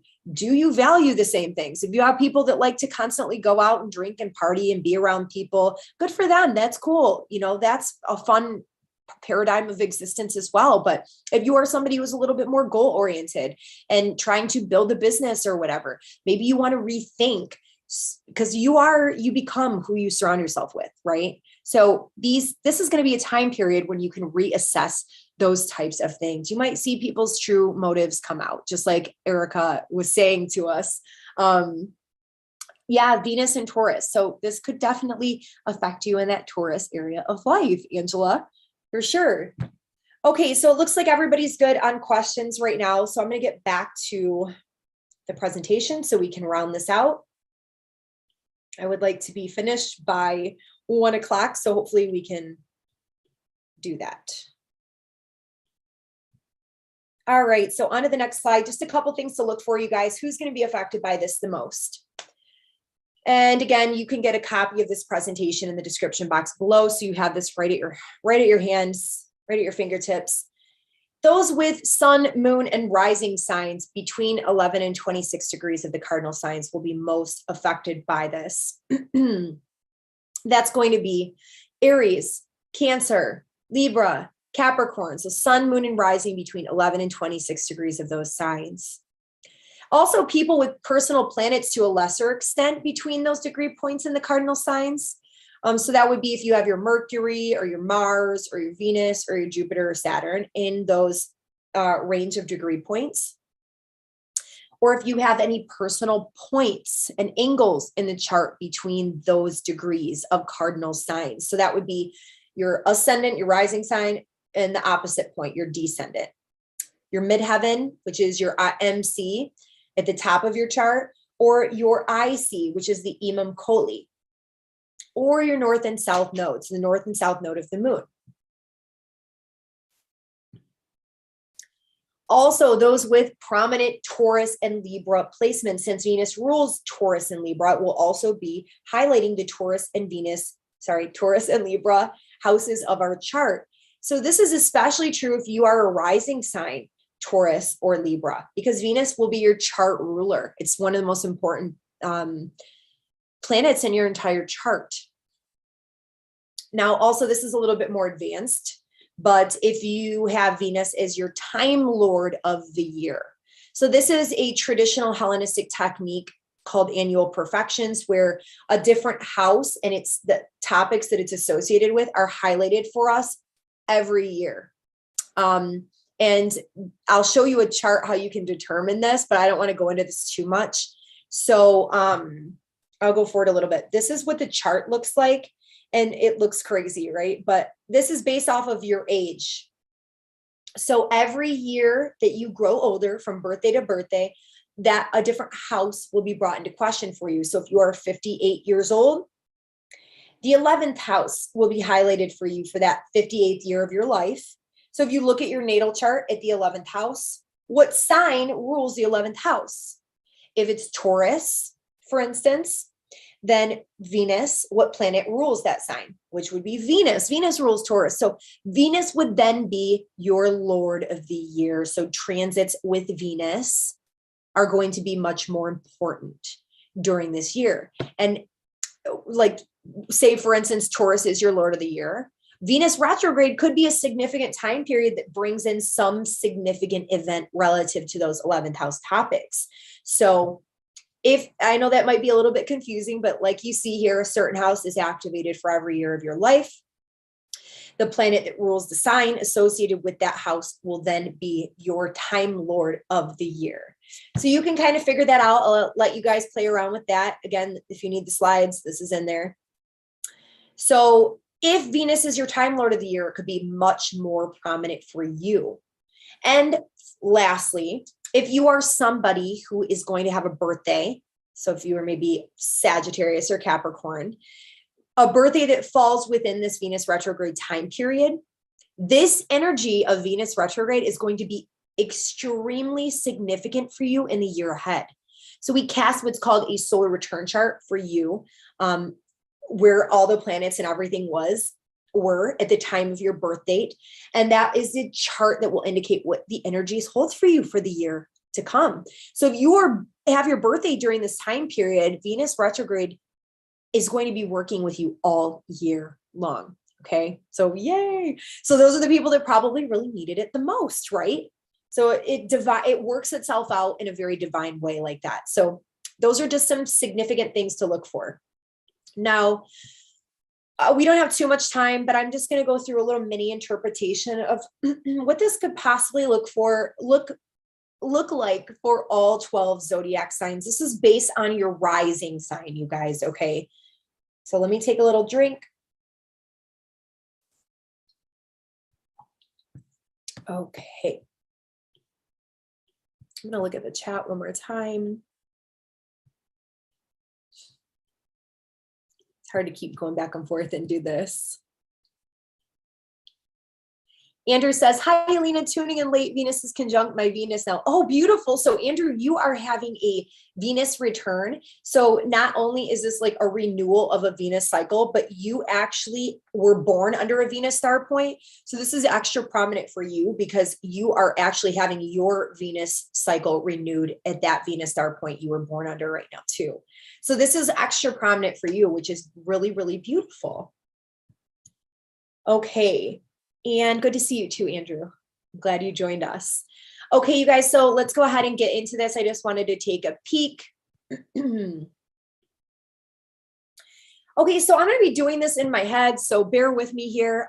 So we'll start with Aries rising. So Aries, let's see, this Capricorn Venus retrograde will be taking place in your 10th house, but it's also going to be pulling in the Taurus and the Libra area of your chart.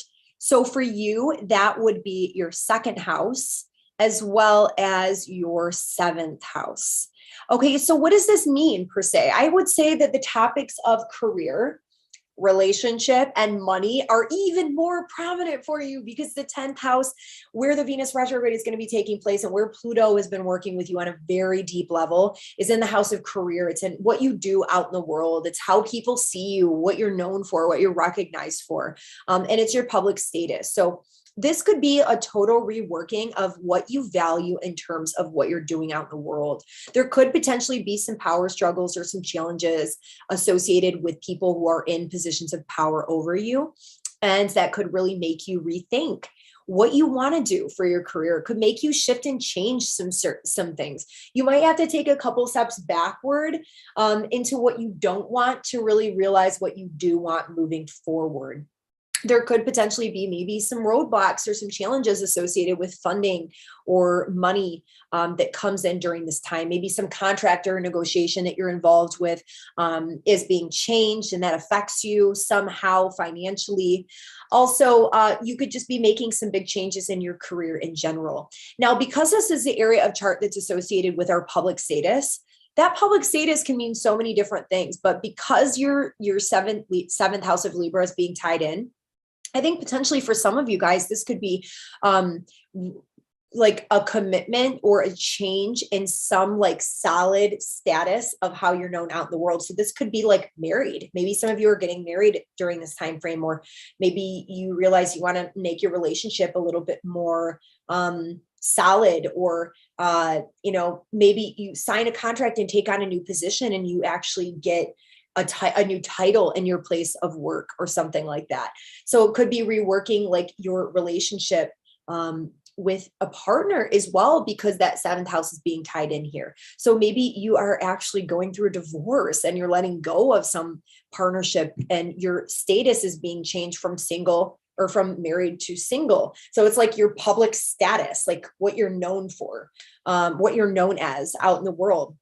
Anyways, I do think this will significantly change once we hit that Venus Cazimi point and things start really, progressing, and we have the rebirth of Venus, and we see this stuff starting to move forward, and we see a difference in values and really what we want in terms of our career and development and things like that. So things could really start to move forward for you. Money matters could become less challenging, I guess you could say. Okay, moving on to Taurus rising. So Taurus, this is going to be happening in your ninth house, but it will also be affecting your first house and your sixth house. Okay, so Venus retrograde is really going to be working with you. Well, Pluto is already for years been working with you on your personal belief systems, the way that you view the world, maybe your own personal philosophies of spirituality and religion, astrology, all of those kinds of things are really being reworked and brought into focus. So this could be like really shifting and changing your identity, right? Maybe you are starting to see things differently in terms of your own morals and ethics, and those things are really being reshaped. And when those things get reshaped, it really changes the person that we are. Our identity changes. The way that people view us changes, and the relationships that we have with other people change because of that. So that's that first house activation. Like, for instance, this could even change your appearance, the way that you operate from that sense, your physical body, all of those types of things. Because just to give an example, like when I had a lot of ninth house activation, I went through a spiritual awakening. So there could be a lot of things changing with this in terms of what you value. You could be seeing your relationships differently, your relationship with the world differently, the way that you see money differently. And when I had that happen, I wasn't interested in the same material things that I was at one time. I didn't want to buy the fancy perfumes and the purses, and I didn't want the chemicals on my body. So a lot of those things could be changing. You could be changing your look up dramatically, and even just your habits and patterns on a daily basis could be shifting. So you could be moving out of bad habits and tendencies, because the sixth house is being activated here too. So you could really be valuing maybe a healthier diet, things that are better for you, maybe focusing on the physical body a little bit more, or learning about nutrition and diet a little bit more. These are just some possibilities, I guess you could say. I think maybe for some of you, this could bring up topics of wanting to travel, but maybe there is some type of health issue that comes up, or maybe you're not able to, or maybe it changes your travel plans in some way, shape, or form that is restricted, and makes it a little bit hard for you to proceed forward. And you kind of have to reassess monetarily how that's going to play out, because this is the house of foreign travel, foreign cultures, and affiliations that we have with different people in different countries. So there you go. Let's see. Again, look back at the time period of January to March of 2014. And this could give you an idea of kind of what was going on during that time frame, so you can get an idea moving forward of what it could mean for you this time. Moving on to Gemini rising. So Geminis, this is going to be taking place for you in your eighth house. And also, let's see, eighth house, it'll activate your Taurus 12th house, and it'll also activate your Libra 5th house. All right, I have like a chart in my mind I'm going off of right now, so bear with me. I hope I didn't get that wrong. So with this Pluto dynamic, this is the eighth house. This is the house that's all about power dynamics and money that we share with other people. It's like joint finances with business partners and with our partner in general. So this could definitely bring power struggles relative to sex. And it could bring up maybe addictions and fears and past traumas and things of that nature, relative to our undoing behaviors, because the 12th house is tied into all of this. Those behaviors and tendencies that we have to maybe steer ourselves off course a little bit, and maybe having to kind of see what we value. Maybe it's the relationships that we're involved in are not supportive of what we truly need to heal, what we truly need to like grow spiritually and evolve. Maybe there's a little bit too much indulging, because the 5th house is all about celebration and all of those kinds of things. Also, this could definitely, with Pluto involved, be a big transformation of some things that have been traumatic from your past. This could be involving sex. This could be involving dating and romance. Things that have really affected you and been very traumatic could be coming up to the surface to be reworked and transformed, because this is the house of deep healing as well, and diving into our psychology. So it could really show you, maybe you have a dynamic come back where somebody tries to control you or something like that. And you kind of have to work through it and realize that this isn't what I want moving forward. And you have to let go and release some of those things, because the 12th house that's being activated is all about ending a cycle, releasing and letting go. Now, the 5th house that's being tied in with this is also about children. So I think for some individuals, maybe there could be some power struggles with finances, joint finances with a partner, maybe something pertaining to like spousal support, or what is it called when they pay for, I can't think of when they pay for their children. If there's a divorce, I can't think of it. My mind is drawing a blank. Child supports, right? There could be some type of battle or power struggle surrounding that. Those are just a couple different ways that I could potentially see this playing out for you, Gemini. So we're going to move on to, let's see here, Cancer rising. So Cancer, let's see, this is going to be taking place in your 7th house. So this will be pretty significant. This is happening on your angles. And I would say this is also going to be tying in your 4th house, Libra, and your 11th house of Taurus. So I would be stupid not to say that this could bring dynamics to the surface that need to be reworked, that are going to make you re-strategize what you truly want in relationship dynamics with other people, okay? So this could also be very tied in with family members, immediate family members, people that you live with, relationships with them, struggles with that kind of thing, or maybe even a transformation of dynamics that have already been challenging. This could also tie in dynamics of friendship. Are these individuals helping you towards your greater good? Are they helping you reach your goals, dreams, and ambitions? And kind of having to restructure or let go of old things so that you can build a nice, clear slab for a new structure to be built on once this retrograde moves forward. So I think that we're going to maybe be seeing a lot of endings. Now, since this is associated with the 4th house, and the 7th house could potentially be like contracts or negotiations. It doesn't have to be relationships.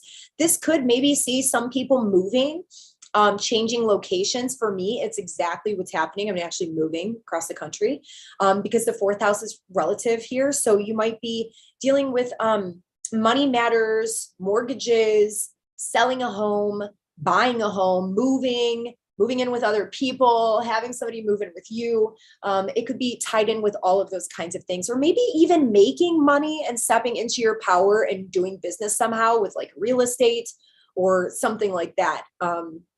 So I do think that this could, because the 11th house represents our goals and our aspirations for the future, there could potentially be some roadblocks or some delays to us reaching those goals. So just be patient, because these things will start to move forward later on in January. But that's kind of how I see it with you. Also, we have to remember the 7th house where this Venus retrograde is taking place for you.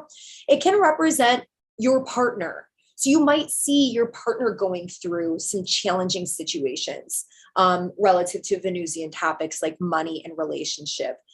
So they could be reworking some things as well. And it might not even have anything to do with you in general.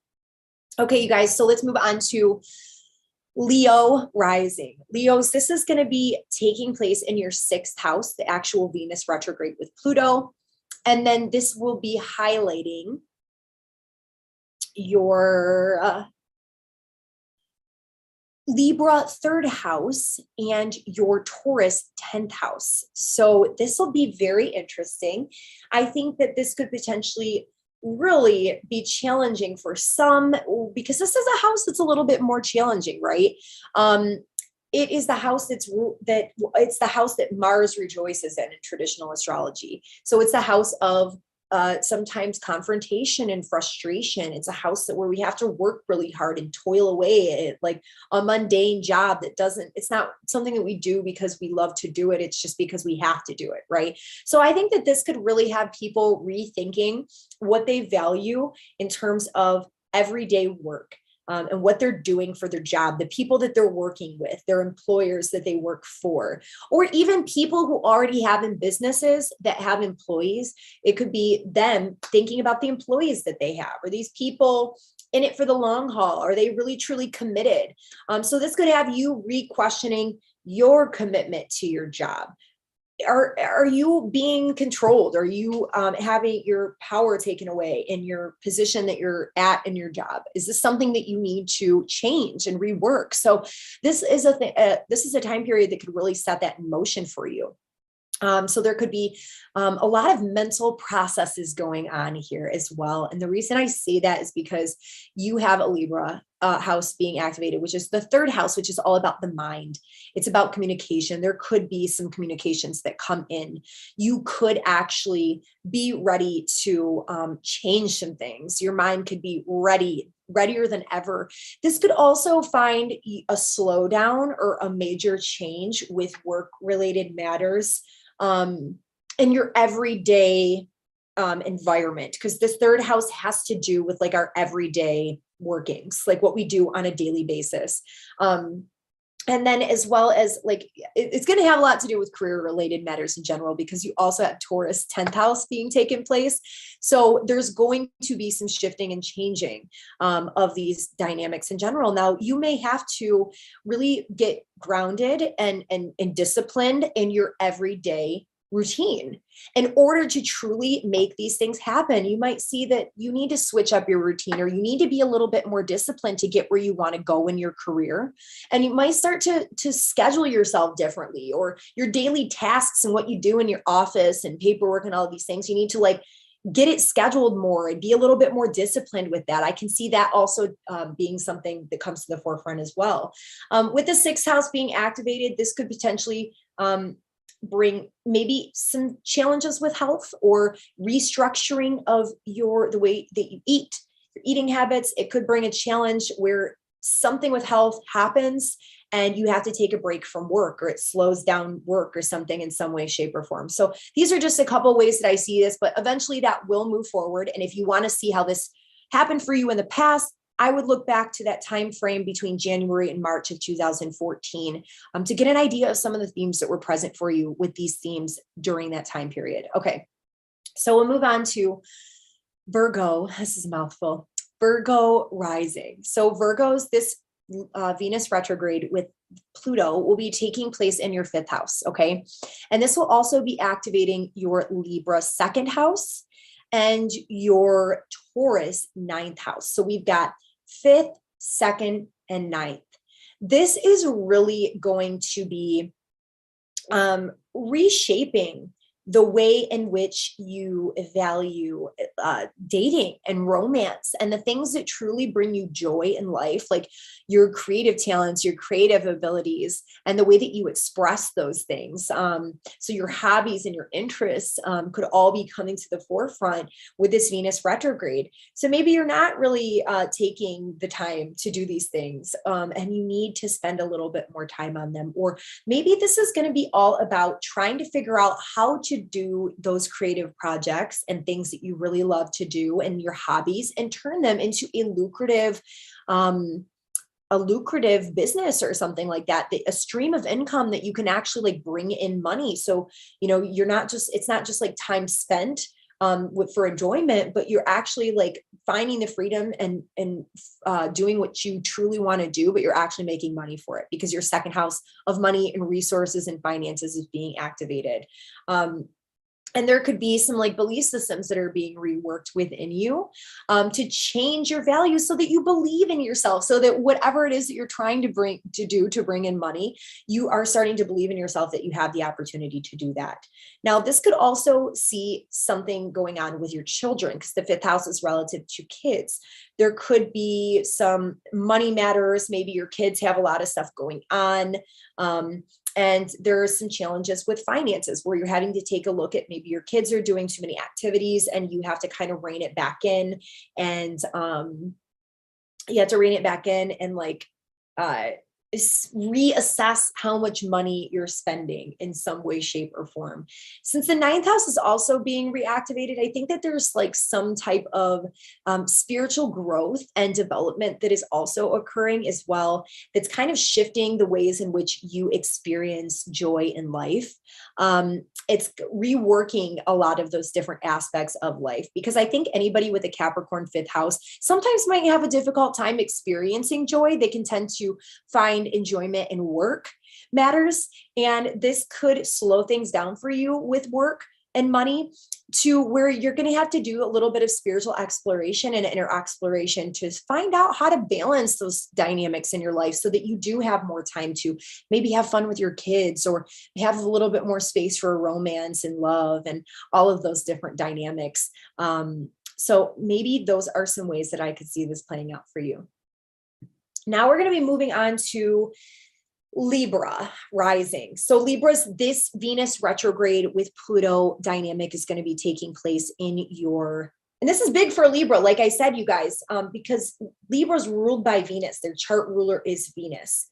So this is going to be very significant for you. And this is relative to your fourth house, where the Venus retrograde is going to be taking place. But it's also going to be activating your Libra first house and your Taurus eighth house. So money matters are definitely coming to the forefront. This is a Venus retrograde. It's all about money. It's all about material finances and wealth, material goods. This is happening in the fourth house. So there could be a restructuring. Like I think some people could potentially even be working on maybe selling a home or getting rid of a home or a place of living. And there could be maybe some challenges with that in terms or some disputes or things coming up to the surface relative to joint finances, like matters of the home and family. Maybe even some challenges with a topic of like inheritance, because the eighth house does rule over death. Maybe more recently there was somebody who passed or something, and could be a very small group of people, but maybe there's some disputes going on with the family. And you really have to kind of like reassess some of these family dynamics that are going on, maybe even leave some relationship dynamics behind, because maybe there's some fights going on about this inheritance or these finances or something that's coming in. You might even just have to reassess the family budget or something, or maybe there's some type of loan that you need to get, and there's some challenges. Maybe you're trying to do some renovations or something with the home, and there's challenges getting the money that you need. You kind of have to re-strategize and think about what it is that you truly value. Maybe having to restructure your plan in some way, shape, or form. I can also see this being related because this is our foundations. This is also our internal emotional world. So I think that this could potentially bring up some circumstances for some Libras about their early childhood experience, the way that they were raised, the way that they were conditioned, maybe some of the traumas and the way that their psychology has developed relative to their parenting and the way that they were raised. Some of the family dynamics could definitely be brought up to the surface. And maybe this is causing these people to not have a certain level of confidence or not being able to believe in themselves in a certain way, shape, or form. So this could really be helping to mold and shape your identity and who you are as a person. You could be becoming more independent from another person's resources in some way. You could be letting go of like a reliance on somebody else's resources or the resources of family members or something like that.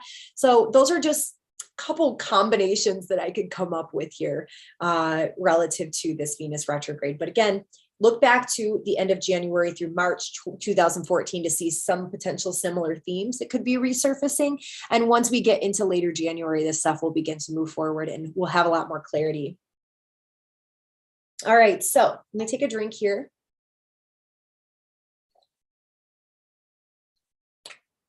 I'm going to quickly take a peek at the chat.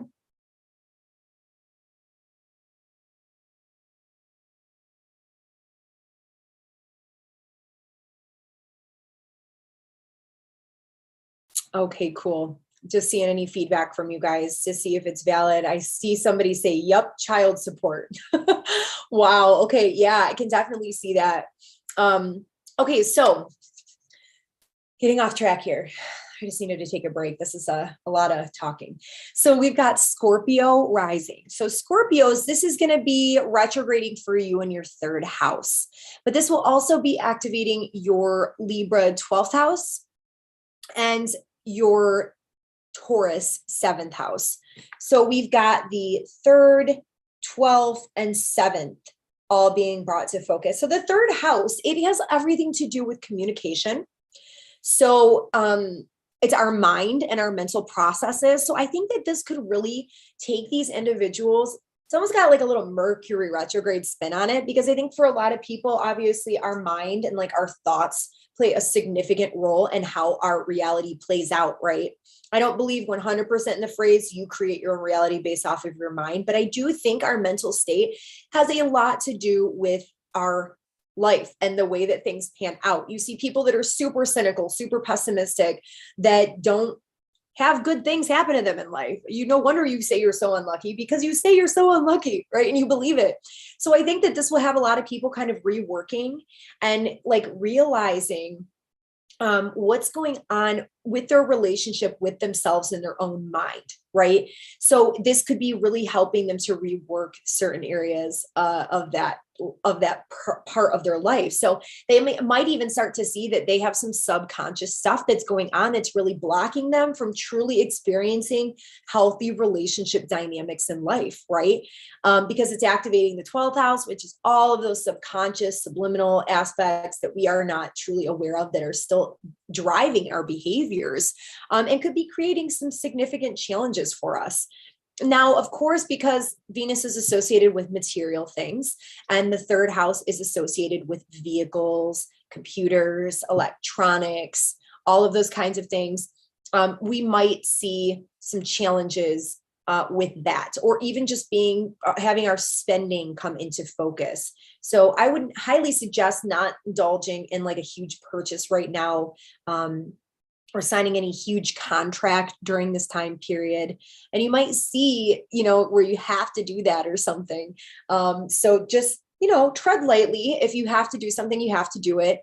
But I would say with the third house as well, this could also, you could find that it's your relatives or your siblings, or your neighbors and things, people in your local community that are being affected by this, because not every house in the zodiac, it represents us, right? So you could even see that your sister or your brother is really going through some of these Venus retrograde themes. Like your sister is going through a challenging relationship with her husband, and there's a lot of stuff that's going on, and a reworking of their relationship dynamics in some way, shape, or form.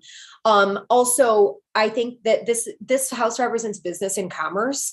So we might even find that we are reworking and re-strategizing something relative to our own personal business and how we make money in some way, shape, or form. That could definitely be coming up to the forefront. There could be some challenges that maybe we impose upon ourselves, maybe some roadblocks that we create, challenges that we create for our own selves, because it's the 12th house. So that's a little bit more of a difficult one. But that is potentially how I see that playing out. Moving on to Sagittarius rising. So Sagittarius, this is going to be playing out for you, Venus retrograding in your second house. So right there, money is coming up for me immediately. And then we've also got your Libra 11th house that's being activated, as well as your, your 6th house of Taurus is being activated. So the focus for you is specifically on the second house of money, resources, material items, and your possessions and things like that. And this house has a natural affiliation with self-worth because in modern astrology, when they do the 12-letter alphabet, this would be associated with Taurus, the second house. We don't look at it like that in traditional astrology, but I do think it holds some validity. So we see an extra emphasis on this Taurus, Venusian kind of theme for you. This is going to have a lot to do with money, what it is that you're purchasing. Maybe, you're being influenced in some way by friends or the groups or the groups that you're affiliated with, organizations that you're involved with, and somehow that is affecting your purchasing power or the things that you purchase, the things that you buy. And something needs to be reworked. Your value systems need to be changed. Maybe these group dynamics or your friends will be helping you in some way to really learn to value yourself a little bit more and step into your own sense of personal power. Maybe this is going to really help you rework your relationship with money in general. That's going to help you really reshape who you are as a person, like your sense of personal power, self-worth, how you value yourself and the things that you value. And because of that, you remove some blockages and you're able to bring in more money and finances. I also think that this could potentially, the sixth house could also be activated here. So you might find that you need to spend a little bit more money on things of more value in terms of the things that you eat, the foods that you eat, paying for maybe like some type of gym membership, like kind of re-strategizing the things that you spend your money on, like reprioritizing like what's important, what's not, and how can this contribute to my physical health and well-being because that sixth house is being activated. Or how can I change my daily spending patterns and habits? Because the sixth house is things that we do on a daily basis, like our habits and our patterns, and kind of how you can rework that a little bit.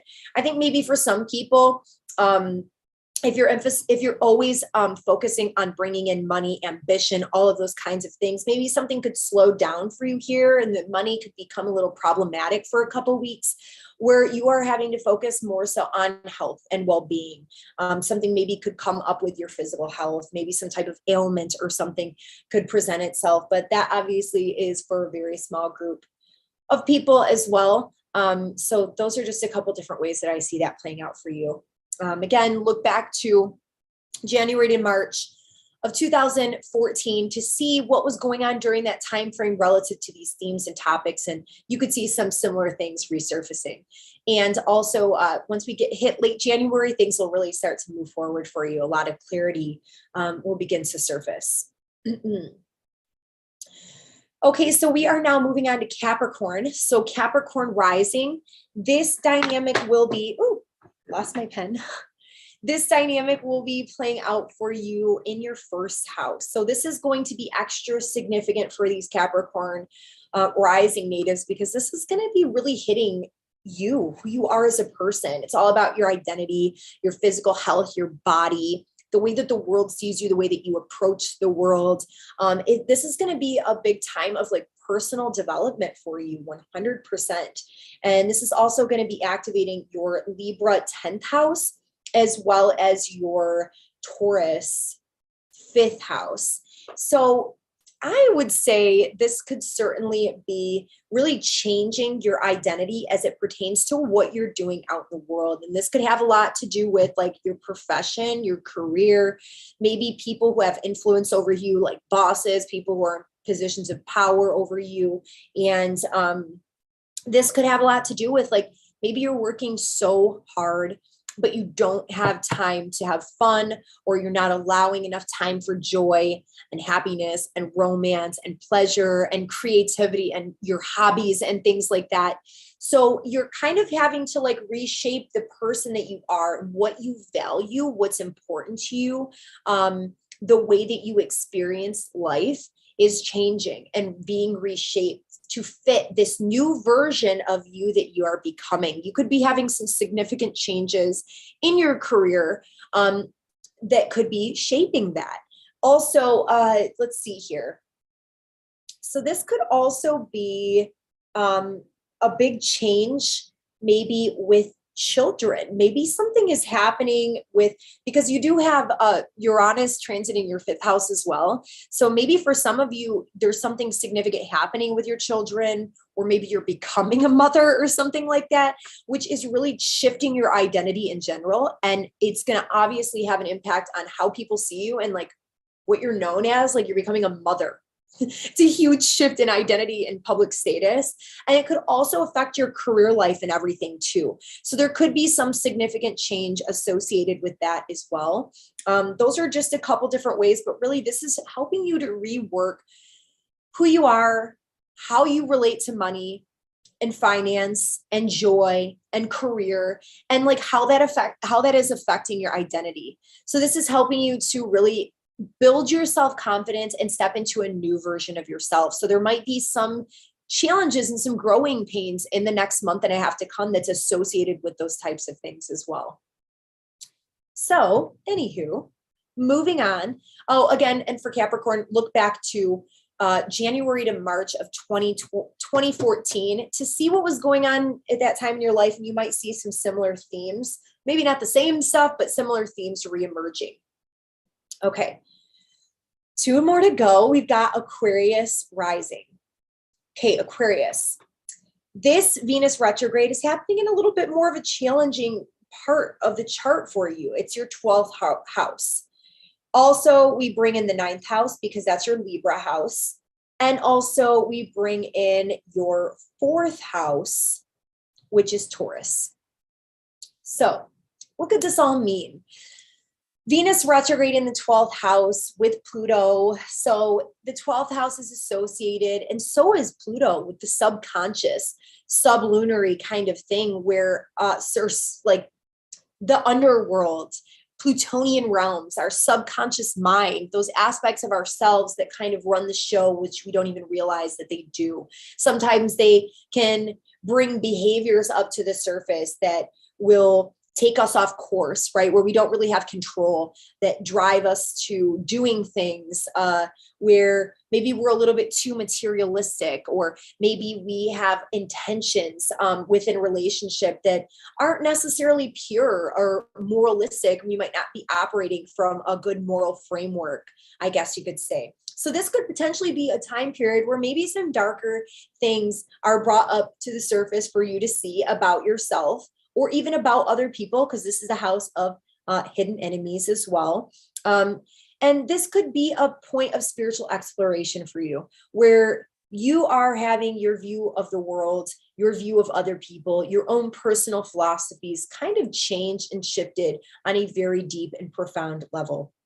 This could be related to family matters as well, since the 4th house is being activated here too. So maybe, there were certain traditions or belief systems, religious belief systems that you had growing up in your family from a very early age. And a lot of these things are being restructured and reworked.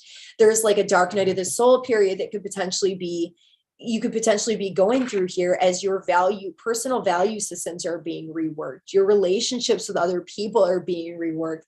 And you might want to take some time away from the world to really slow down. This is a house of solitude, seclusion, and quiet contemplation, where you want to focus on things of a spiritual nature.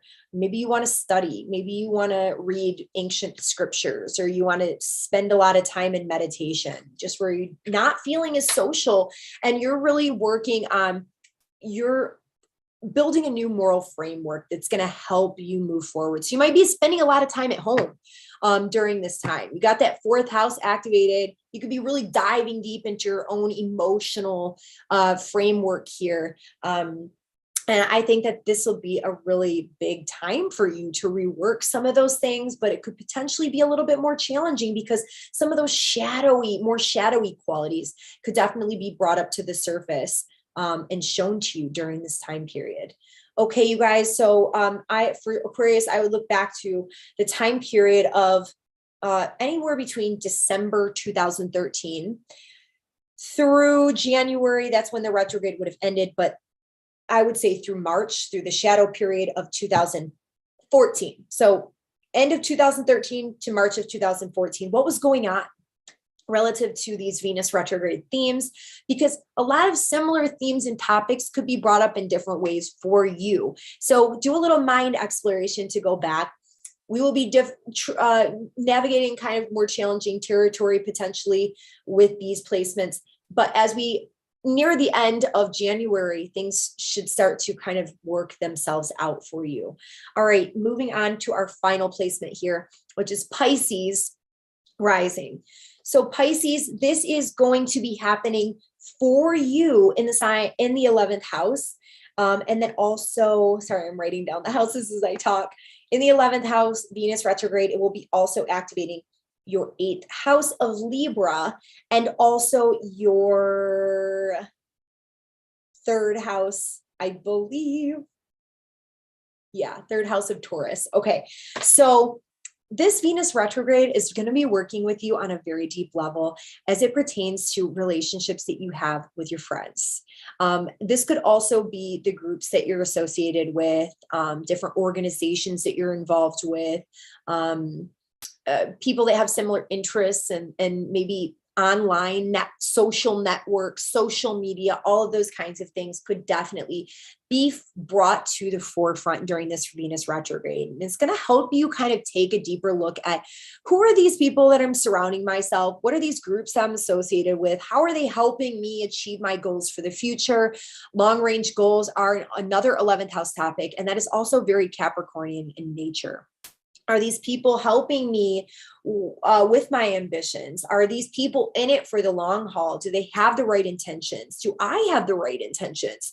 And kind of reshaping the structures and foundations upon which these friendships are built, and also reshaping what you value in a friend, what you value in the people that you surround yourselves with, and also kind of reshaping and restructuring the goals that you have for the future. So maybe you start to see that this person that you're becoming is no longer aligned with some of the things that you once wanted for yourself. And that's okay. But obviously we have to let go of some of those dreams we once had. And it's a whole mental process. The 3rd house is being activated here. It's a whole mental process of having to let that go and stepping into this new version of what you want for your future moving forward. Now, this could be bringing up some traumas or some dynamics associated with traumas or past conditioning or fears or addictions or anything like that, that are tied to friendship dynamics or tied with groups of people that could have maybe lowered your sense of self-confidence or self-worth. And some things need to be like reworked through in a certain way. For you, there could be a lot of changes and endings and friendships that are taking place here. If you do have any joint financial ventures with friends or groups of people, this could potentially be some power struggles that come up with some of those dynamics that are going to have to be restructured and rethought out, reassessed. All of those rewords are definitely going to be brought up to focus here for you. But I definitely see that that's potentially how it could play out. Okay, you guys, so those are my little mini readings for you. I wanted to see if anybody is saying anything in the chat here.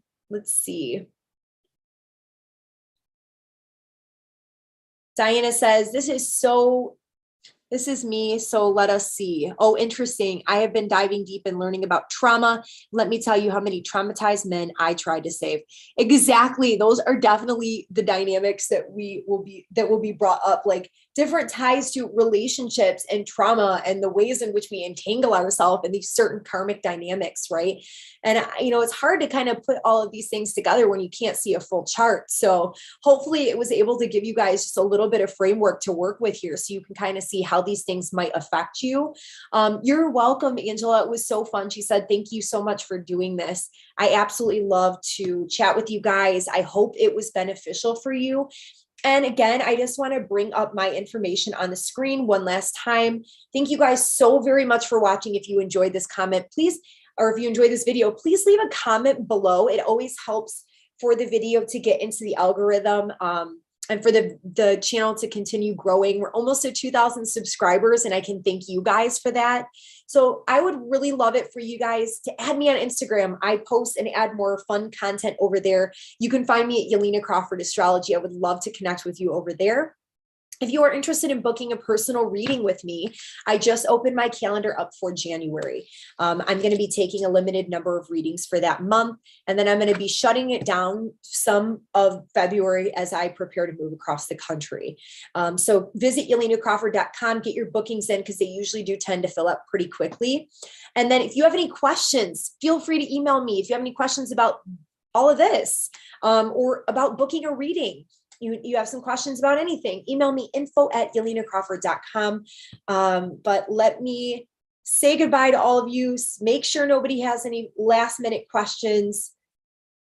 All right, you guys, it was an absolute pleasure to connect with you today. And I wish you the very best for your Venus retrograde time period. I don't think this is ultimately going to be like evil or anything like that, but really we have to remember the Hellenistic perspective that hindsight is 2020. And when we take a look back and see how this helped to reshape who we are as a person, our own personal value systems, we are really going to be able to proceed forward and finding what it is we truly want with our relationships and really doing what it is for work that is going to be of value to us, where we're going to be of value to other people. Because ultimately, when we remove those kinds of blockages, we become more abundant in every way, shape, and form. So if you guys work with this energy and don't fight against it, it can certainly help you to do the same thing. But I love you guys so very much. And peace, namaste, and thank you so much once again for tuning in. I'm going to try to figure out how to end this live stream.